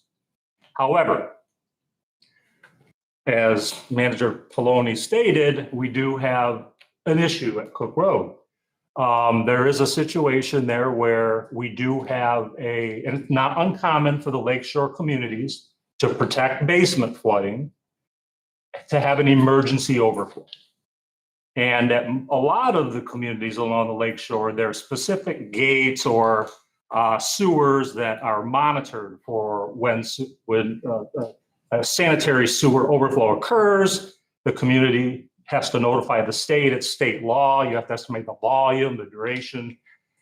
Well, we had one of those. We had one of those in April of this year. We had a very large cell of rain, high intent, short duration, that seemed to just hover over Grosse Pointe Farms. In fact, Mike Way tells me driving from his home in St. Clair Shores, there was water over the curb almost the entire way here. Cars stalled out. It's a very bad event. So we had to notify the state. We do have that capability. There's a weir, again, in Cook Road Pump Station that allows us to measure the level of water that goes over the weir for the duration of time. And we have a calculation, a mathematical equation that comes up with a total volume of sanitary sewer overflow that was discharged to Lake St. Clair. So Mike, by law, reported that in April. It took until July for Eagle to issue us a notice of violation. In August, September, we met with them, asking them and explaining to them and demonstrating to them that the rain event exceeded the design of the system's capability. The system is designed under a very specific set of rules, 10 state standards. And that's what it's designed for. So an event that's larger than that is beyond our control. In the past, Eagle used to allow that to be a demonstrative argument, solution. Okay, we'll take it under advisement. And sometimes they would even just remove it. Okay, yes, this was a 900-year rain event. You remember in 2021 when everybody had sewer manholes popping and blowing. Well, nobody got notice of violations back then. Things have changed a lot at Eagle, new directors, lawsuits. They will not lift this notice of violation. What they're going to do is keep that on the books for Grosse Pointe Shores, and they're going to say, we're going to monitor how you do going forward and consider any corrective action that may be mandated. So they could eventually get you in front of a judge and put you under a consent order. We don't want to get to that point. We're very transparent with them. Thank goodness we have the technology to meter the amount of flow that does go over the weir.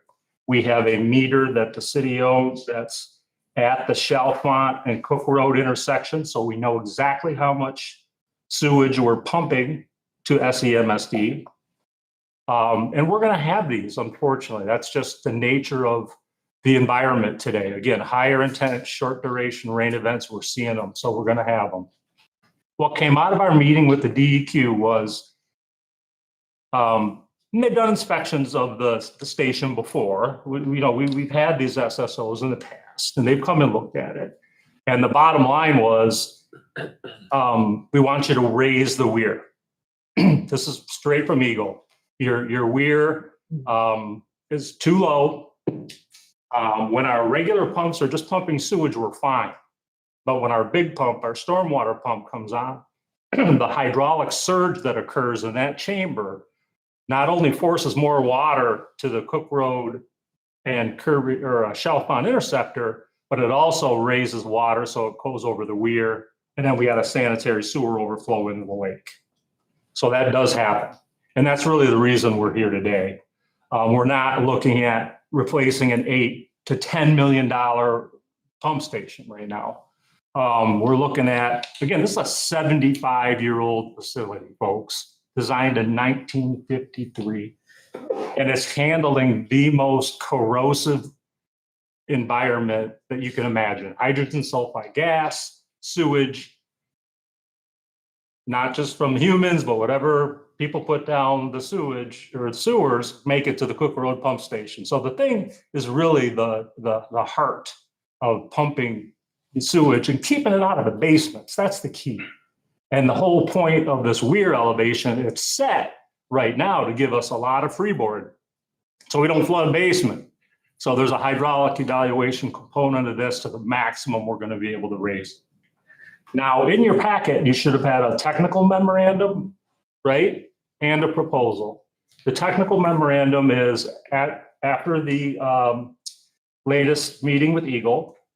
We went out and performed, we brought our structural, our process, our electrical, HVAC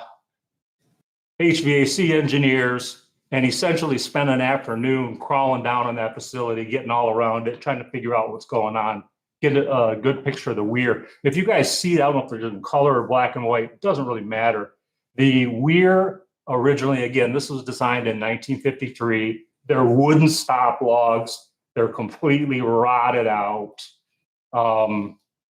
There's not the ability to really raise it currently the way the pump station's configured due to its proximity to the roof. And when we were in there, Mike Way indicated, they're in there normally when it's raining, when there's an event, they're literally watching it. They have remote capabilities, but Mike and his staff are very responsive to that station. We get rain. They're looking at it. They're watching what's going on. They want to know when that third pump comes on. Well, Mike said, our guys are getting water pouring on their heads. It's dank in there. It's must. I mean, it is a sewage pump station. So again, it's got a wet well and a dry well. It's very corrosive. I think, Danielle, just say you went on a tour of it. It's not very pretty, but it's not meant to be pretty. It's meant to be functional. So what we've laid out, what we found out in that technical memorandum is that, yes, we do have a waterproofing issue. Again, the driver's the weir. We have to raise the weir no matter what. May have to raise the actual roof to make that weir as high as it needs to be to minimize those SSOs. That needs to be determined in the design. Well, when we were in there, what we documented and took a lot of pictures of was not only was there leaking from the top, it's coming from all over the hatches, the vents. Again, facility of this age and really working like the workhorse that it does, it's not unusual to see. A lot of infiltration from the sides. You see the staining coming down the walls. You see the delamination of the actual coating on the walls. The ceiling panels themselves appear to contain an asbestos type of material. So there is some hazardous material testing that needs to be performed before it can be lifted or really touched, quite frankly. So we know how to specify the handling of those materials to protect the people that are doing the construction and identify the disposal and the manifesting requirements to meet all state and federal regulations. And at the same time, not only my staff, but the city staff's being exposed to those hazardous materials every time they go into that station. So the biggest items, not necessarily in order of importance, because there's a number of them, there's 7 of them. Really, the vent stacks need to be replaced. They're completely separated from the concrete structure themselves. They've rusted out, separated. The skylights, again, they're leaking. We need a new waterproofing system for the entire roof itself. The roof slab needs to be repaired. The masonry walls need to be repaired. They need pressure injection to stop the infiltration that's occurring. The ventilation study needs to occur because, again, what's happening in there, 75 years old, it's just eating itself apart. Hydrogen sulfide, it's not getting the right air changes per hour. So we need to make sure that we get not a passive system in there, fans that are pulling air in and pushing air out to minimize the collapse of the materials. And then finally, and of course, the driver really is replacing the deteriorated stop log system with a modern aluminum type gate that you can adjust as necessary if we can get away with increasing it even more after our first go. Because we want to stay out of that ACO situation with the state. We don't want to have sanitary sewer overflows to Lake St. Clair. We want to keep the lake clean. We want to stay in compliance with the law.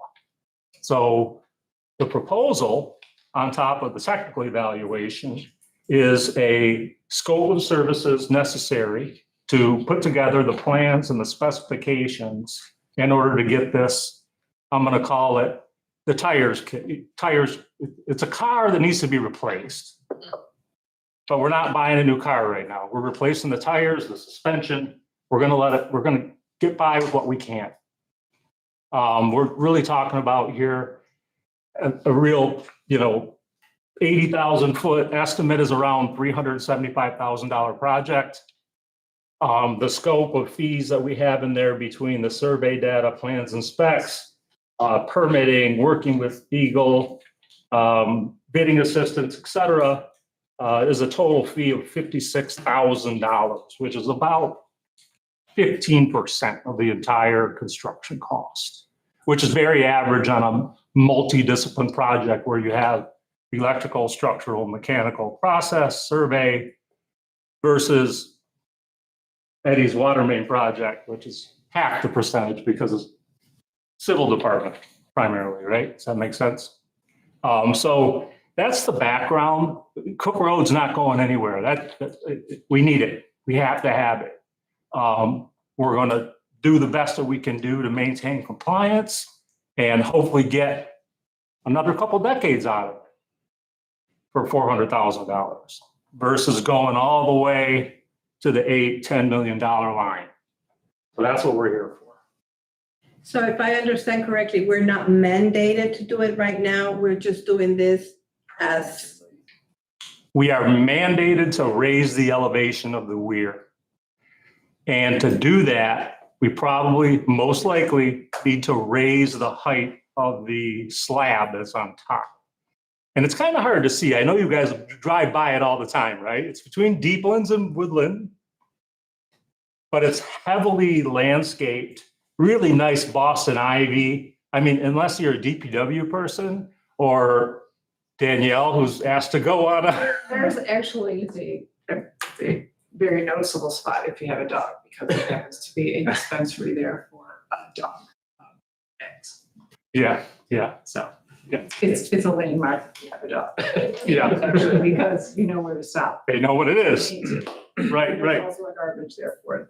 But it is a classic example of out of sight, out of mind. You know, most of these kind of things, you don't even know it. Like a lot of people in Grosse Pointe Shores, I don't know they have a pump station. Doesn't it all go to Detroit? Goes to the Great Lakes Water Authority, right? The water resource. So, well, sure it does. Eventually, after we collect it, pump it, it goes down Shell Pond, gets pumped again into the Fox Creek Interceptor via the Kirby Road pump station. So it's a very complex system. And again, unless it doesn't operate properly or it's in violation, it's really out of sight, out of mind for everybody except for your engineers and your DPW, who has to maintain the heck out of that thing. A lot of maintenance. So we're required to raise, the weir. Now, we are not required to do all these steps all at once. Could we do them Stage it. in stages so that we All could of these- finance it accordingly? All of these items are necessary to raise the weir with especially the top slab. It's failing, and until we take the actual panels off, the asbestos cementose panels, we're not really sure of the entire makeup. We could just put another set of blocks and lift that thing up, or if the whole thing needs to be completely replaced. So it is a cohesive project, and it doesn't make sense to invest the money to raise the weir, fix the roof, and then not fix all of the water that's coming in through the sides, because now you just have moisture and you're just recreating that pattern of failure. The same way with the ventilation. We got to get some, it's just not safe. If the guys, the DPW guys are wearing oxygen monitors, they're going off like crazy because there's just not enough air in there. It's not safe. You stay down there too long, you're going to pass out. That makes sense? So it's a critical piece of infrastructure. We pared it down literally to the bare minimum of what needs to be done to make sure it stays structurally sound. We meet Eagle's requirement to raise it. We got to do these other things too. So basically, you're going to be waterproofing it like a basement, and you've got skylights that are leaky. I mean, I'm just thinking it structurally like a home remodel. I mean, basically, that's what you're talking about. Yeah. Oh, yeah. Basically, yeah. 70. Imagine that. Yeah, that's a good way to put it. It's a 75-year-old home, and there's reasons the skylights are there. We didn't put in a lot of electrical in 1953 on purpose. We put in skylights for natural light, so the guys could work in there. For the most part, they may augment it, bring a light in, but the skylights are critical, and they're critical for removing equipment.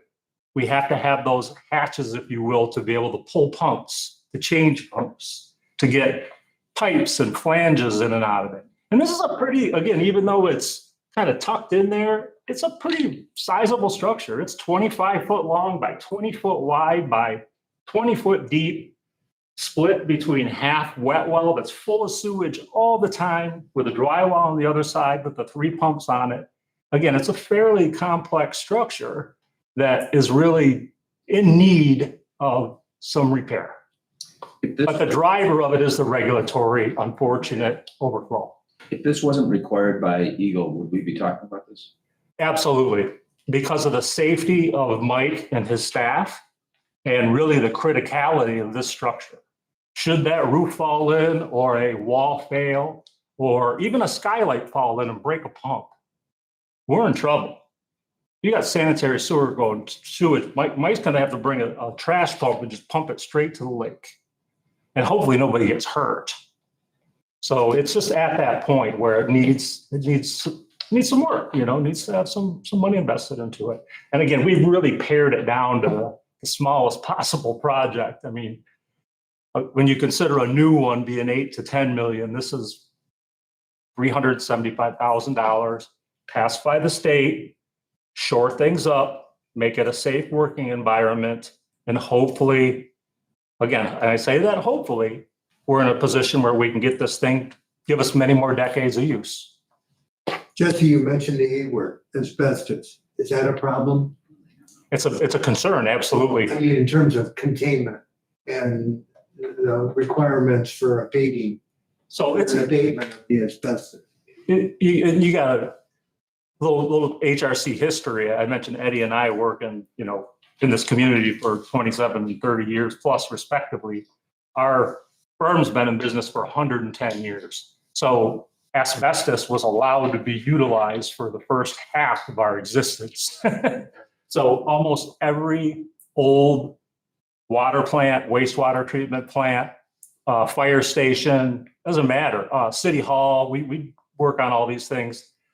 When they're that old, there's almost always asbestos abatement required. So yeah, we have a. So we have to abate it. You have to. Yeah, and we have many testing companies that we work with that will go out for services on, make a recommendation to Mike, and then hire them to come out, take the samples, do the laboratory analysis, and really write the specification on how it needs to be handled, how the people need to be protected, how it needs to be disposed of, and what that manifest has to look like. So that's pretty common of structures of this age. Jesse, we have a moratorium right now with the memorandum of understanding. Does this affect it? Not at all. Quite frankly, our position with SEMSD is that they've accepted our ability or our willingness to pay when we do exceed 3 CFS. I mean, that's our maximum. Because I've read the letter. I mean, it seems to be intact. Is that correct? Yeah. I think really it's not under their purview at all with regard to our SSO. That's our problem, right? But what they're literally doing is they're accepting our exceedance of our MAFL, they call it, maximum allowable flow rate, because they're going to charge us. But again, historically, Dale could probably show you the curves. We started up here. We were 150,000. Yeah, and we're down to 29. Yeah, so we've done a great job. And again, that's because you guys have allowed us to get into the system, to televise it, to smoke test it, to communicate with your residents, to try to get out that extraneous infiltration and inflow. And again, to Mike's team, when we find it, if it's too deep, he might hire a local contractor like Tucker just to knock it out, or his crew does it. They knock it out themselves. So they've done an incredible job of really removing a lot of the extraneous I&I that was contributing to exceeding our overflow and exacerbating SSOs to Lake St. Clair. Okay. Well, any questions? I have a question, Jesse. Nice to see you first of all. The weir is a small coffer dam, is that notion? Yes, do you have a copy of the packet, Brian? I don't. Okay, so the weir, yes, in effect, is a coffer dam between the wet well and the lake. Okay. And how is the weir raised and lowered? Is it mechanical? Is it electrical? That's a great question, Brian. In the original design, it was a wooden stop log system, which has essentially petrified itself into one unit that's delaminating apart. So we've already reached out to our friends that are in the weir industry, and we've looked at stainless steel options that allow us the flexibility to raise, lower, hopefully raise a little more if we can get away with it. Again, the higher we can raise it, but still protect basements, the less likely we are to overflow to the lake. Thank you. You're welcome. So Steve, at this point, what do you need from us? A motion? We need a motion to approve both the fees and we only have an estimate. So right now, we're just approving the fees for HRC to get our ways to get bids and those type of things and get the project going. And that's his fee, I think, 56. We would come back once we'll meet with Mike and Steve at 60, 90% design. We have to get a permit, Part 41 permit from Eagle. They're waiting for this anyway because they told us we have to do it. Then we would put it out on the street for competitive bids and review those and bring them back to you with how many respondents we have, the range of pricing, ones that we may or may not have experience with. But this is a little bit of everything. Like I said, it's going to be structural, electrical, mechanical. It's what we call a multidiscipline pumping station project. So yeah, all we're looking for today is authorization to proceed with the design in the amount of the $56,000. In fact, we know this is critical. DEQ wanted to see the preliminary design in December. So I've already authorized our survey crew to come out. They're coming out the 24th. I think we have them on the books for, and have a figure that we've prepared with 20 different specific elevations that just have to be obtained to make sure that this is right for the hydraulic analysis. And Dale, the money comes from the water and sewer fund, right? Yes, you have ample reserves. The 56, but not the remaining. What is reserve? It would all come from, 2.9 million. it would all come from I don't mean to jump ahead. water and sewer eventually. I'm jumping ahead, but I'm looking at $1 million right here between this project and the next. Yeah. So. More, no? About $1 million, 500. The current I know, project, I'm just looking ahead and I'm like, how is this gonna get funded? I just don't want the residents. So, okay. Okay. Well, Jesse, I think you covered all the points. I thank you for the presentation. At this point, I ask the council to make a motion in accordance just for phase. Engineering. This is just the soft cost, the engineering Design. and design. Is there a motion? I move that we authorize Hubble Roth and Clark to proceed with their initial plan at the cost of $56,000 to revise this pump station. Okay, well stated. Is there a second? Second. Any further discussion? Not all those in favor say aye. Aye. Anybody opposed? Okay, thank you, Jesse. Thank you, Mayor and Council. And then Eddie's our your distribution system collection expert, so I'll turn it over to him for now. Good evening, Mr. Mayor, City Council. Steve, did you have anything else to say? No, no. So I believe everybody has in their packets a proposal for the Renaud water main replacement. We do have an estimated cost as well, construction cost in your last sheet. So basically wanted to recap over the last couple of months, HRC has met with the city staff to go over some projects potentially for capital improvement. For potentially a 5 to 10 year program. We understand that it's being proposed. Obviously, a portion of the infrastructure work is water main replacement, which is obviously very important. As you know, HRC and the city have worked together over the last 5 years or so, replacing some of your main water mains. Lakeshore, 3 miles worth of water main on Lakeshore, which was about 110 years old at the time. We also replaced some antiquated and undersized mains along Oxford and Roslyn as well. So this is basically a continuation of the water main replacements that are of priority and are a concern at this point. Renaud being the next on the list based on, it's a 6-inch main, so it's first of all, it's undersized. It's a very old main and it's had several breaks, as I'm sure Mike would be able to fill you in on over the last few years. So there are a lot of sleeves, repair sleeves in this main. It's one of you have about 5 or 6 streets left that have undersized mains. This being the priority though, because of the issues that they've had with the breaks over the last few years in particular. The length of this water main is approximately 1,800 feet. So basically goes from Lakeshore to your city limit line. And then there's also the water main branches off. It goes north to Colonial. And so that's an 8-inch. So that's a fine, that water main is fine. There's also a 6-inch, another piece of 6-inch main that goes from Oxford and comes up through the easement. I believe it's 99 Renaud, between 99 and 80 Oxford. So there is an existing water main easement, an existing 6-inch main that connects basically Oxford and Renaud that's also going to have to be replaced as part of this project. So again, this would take care of your current water main replacement priority based on the breaks and the size and the age.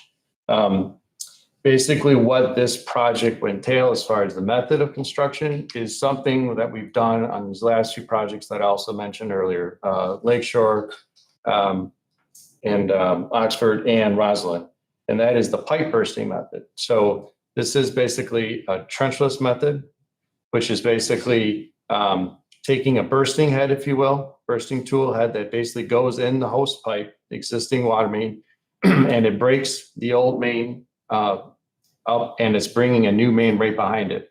It's basically doweled in. There's a bunch of dowels that are screwed together, which the tool is on. It pulls, goes through the main, and then it's pulling a new high-density polyethylene pipe right behind in place of where the existing main was. So you're actually doing this all underground. Which the only thing you have to do is you have to obviously dig a couple pits. You got an entry pit and an exit pit. And typically where a contractor will excavate these pits are where the gate valves are, because you're already going to have to do some more substantial work with putting the new gate valves in and then the hydrants as well. So typically it could be anywhere from maybe 300 to 600 feet where they're doing trenchless work. So you're not going to see any disturbance on the surface. The good thing about Renaud's water main is it's basically in the green belt. So we're not digging up the road. Like on some streets, the water main's right down the road. So in this case, the majority from what we have record-wise is the water main is in the green belt. So basically where these pits will have to go, be excavated, will be for the most part in green belt areas, not in a roadway. That's not to say, depending on the size of pit that may be needed, and obviously it's not always going to be a straight shot, the water main. It could waver towards the curb line at times, and we'll know that once we get out there and then start excavating. There may be a little bit of road that would have to come out and be reconstructed in that section, but for the most part, the disturbance would be limited to mainly green belt areas and not in the roadway.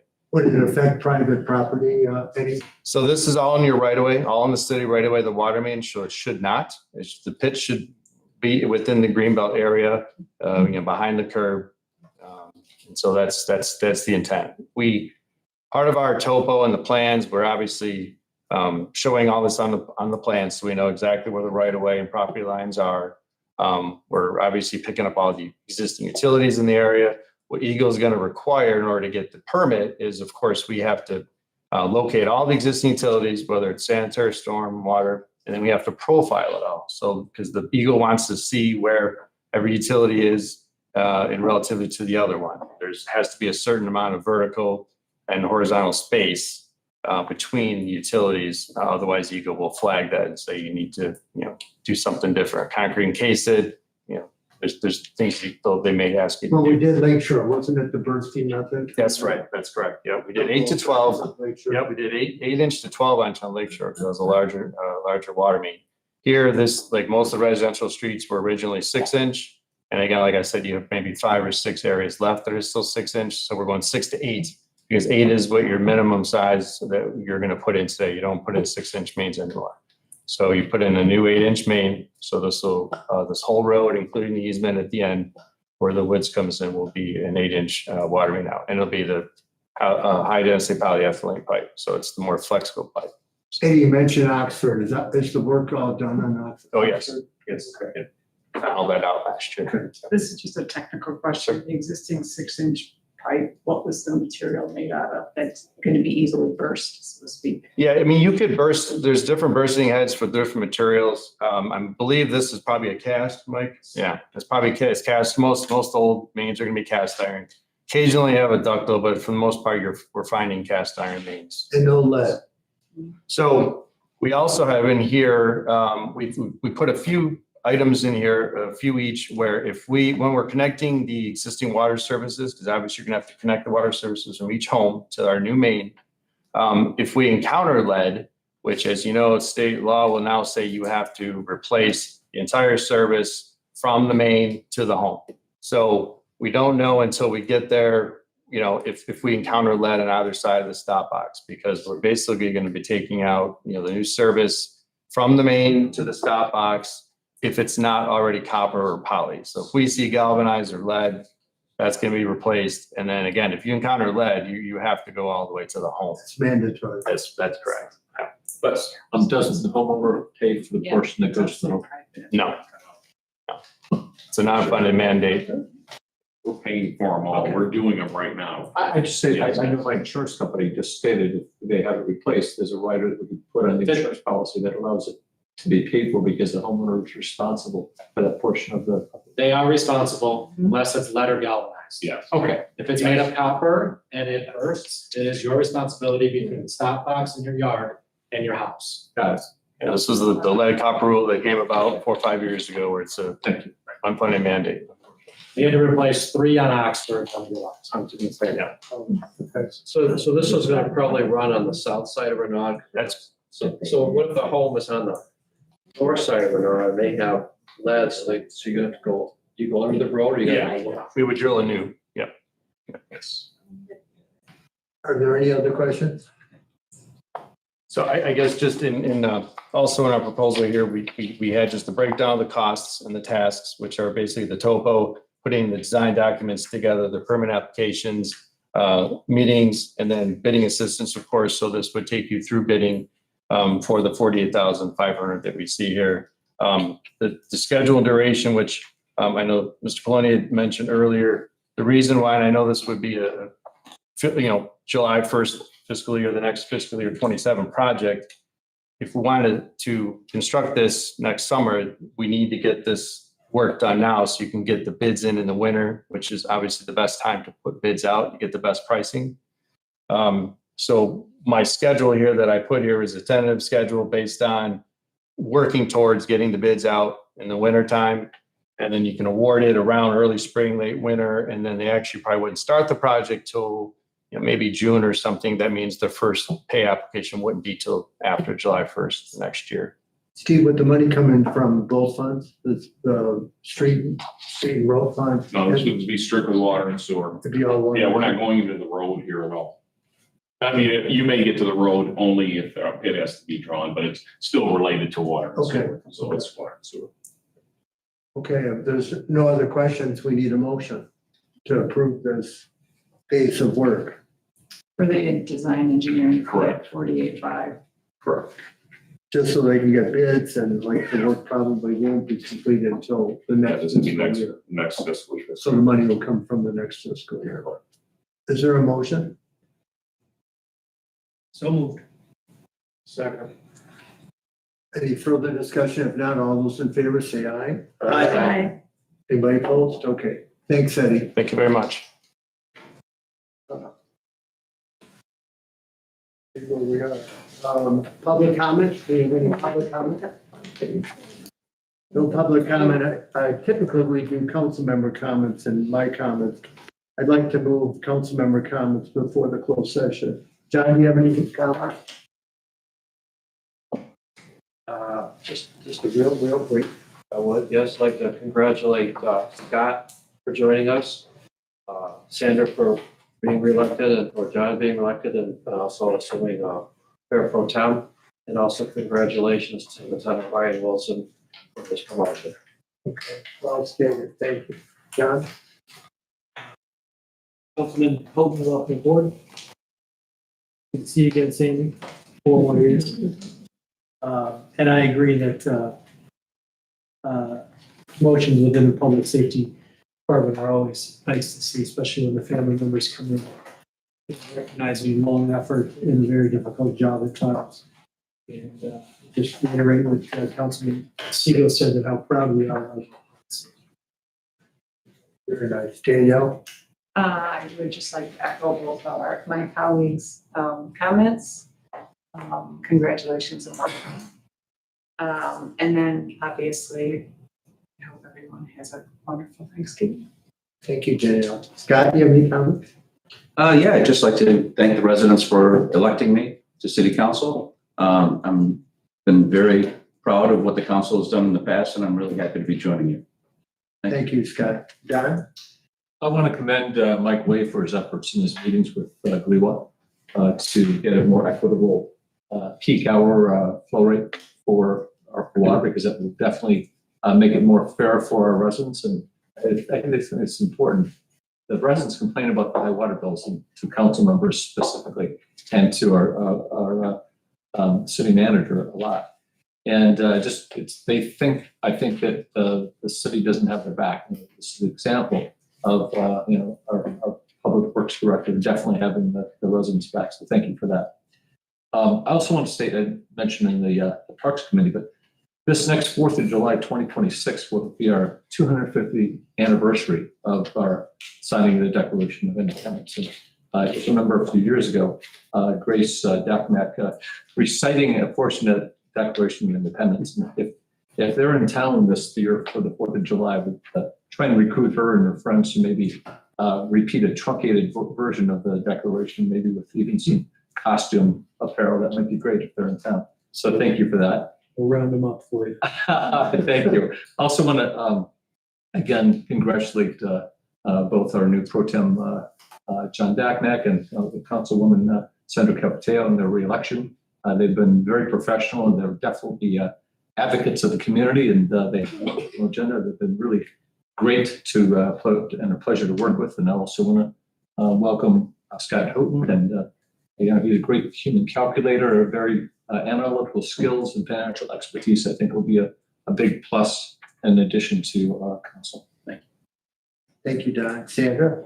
I just want to echo the same thing. Welcome, Scott, Councilman Scott, to our council. And also congratulations, John, Councilman John Dackman, who being the new pro tem. I'm sure you're going to do an amazing job, just like Neil has done in the past. So that's basically all I have. Thanks, Sandra. My comments, again, echo everybody. Scott, welcome aboard. You know, your talents will be greatly appreciated. And John, new mayor pro tem, it's nice seeing your family. And I mean, this is like really a big community happening. And Sandra, same thing. We have so much talent in this community, and that's what we rely on. Next month, we're going to have the volunteer reception party here in the council following the December meeting. And it's always good to see all the different volunteers. Mary, Debbie, I mean, for the park committee, most of the people here make this a better community. And it's just seeing their passion. I mean, you could do the bare minimum. We don't do the bare minimum. We go out of our way to do whatever can impact the community the best. And so I thank all the volunteers. Bob Rett's going to be appreciated and honored the next meeting. We're going to have a proclamation for him. He served with me since 2011, November 2011, and both our hairs were a little bit darker back then. But we had a mayor managers meeting. Steve and I met with the other Grosse Pointes, and we're trying to do more collaborating with the other Grosse Pointes. I think there's 43 cities in Wayne County. The Grosse Pointes are 5 out of the 43, so you could see it's a pretty small fraction. And we're considered a donor community. I mean, we give money, and there's not a lot of money coming back. So what we're going to start doing, the mayor and managers have agreed at the meeting that we're going to use the Grosse Pointe Woods bus, the community bus, and we're going to bus whoever wants to go, and anybody from the council is welcome. They meet in the Guardian building. Was it Thursday? Thursday. And so we're going to let them know we're here. We're here. We haven't seen our representative from Wayne County in a long time, but we're going to just let them know. And it's the squeaking wheel that sometimes gets the attention. And all our money being funneled like parks and whatnot, what comes back? So we think that that's maybe a strategy that we should do. And Steve has volunteered to come to the next meeting, the Wayne County Commission meeting at the Penobscot building. And so, but I welcome the council to consider. You don't have to park. The Grosse Pointe Woods community bus will take us down there and take us back 2 days. It's No, this it's Thursday? 2 Thursdays a month. It's the Oh. first and the third. Thursday. Okay. And I think they're at 10 o'clock or 11. 10 o'clock. Okay, so, but this is what we're gonna have to do. I mean, and again, the hope is that all the Grosse Pointes will benefit from this collaboration. The day after Thanksgiving is the Grosse Pointe Parade. It's always a nice event. I invite the council. Last year, our Mayor Pro Tem, John Dackman, walked the parade. It's just a nice event, you know? And Santa Claus comes and pays an early visit on the Sunday. We're gonna have a new Mrs. Claus, I believe, this year. I think that, Mrs. Claus is coming instead of. yeah, instead of Christmas Christmas Carol, so that'll be a nice treat. And I know the Improvement Foundation does a lot of work getting ready for it, but, and again, this is the season of really of Thanksgiving and I just appreciate, you know, just living in this community, the extraordinary efforts of our employees, Mike, Steve, Dale, I mean, everybody coming together to bring their talents and making this really a special community. And I'm very proud of the work that the council has done and continues to do. We lost a lieutenant into retirement but it was a great guy. Ron spent his whole career here with Grosse Pointe Shores. And now we have a great lieutenant replacing. And again, they're not public safety. I don't view them as police. As chief of police would say, Kenny, they're ambassadors for the community. They know everybody's names. They know and watch over. They come up to me and they say, oh, I talked to this resident and they'd like to do the following events. So we're really lucky to have this core group of people. At this point, we're going to go in closed session and discuss a pending legal matter. Courtney, we need a roll call vote to go into closed session. Councilmember Siegel, Yes. Beckman, Yes. Baylor, Yes. Navatayo, Yes. Schroeder, Yes. Colton, Yes. and Mayor Fitzgerald. Yes. So at this point, we're going to close the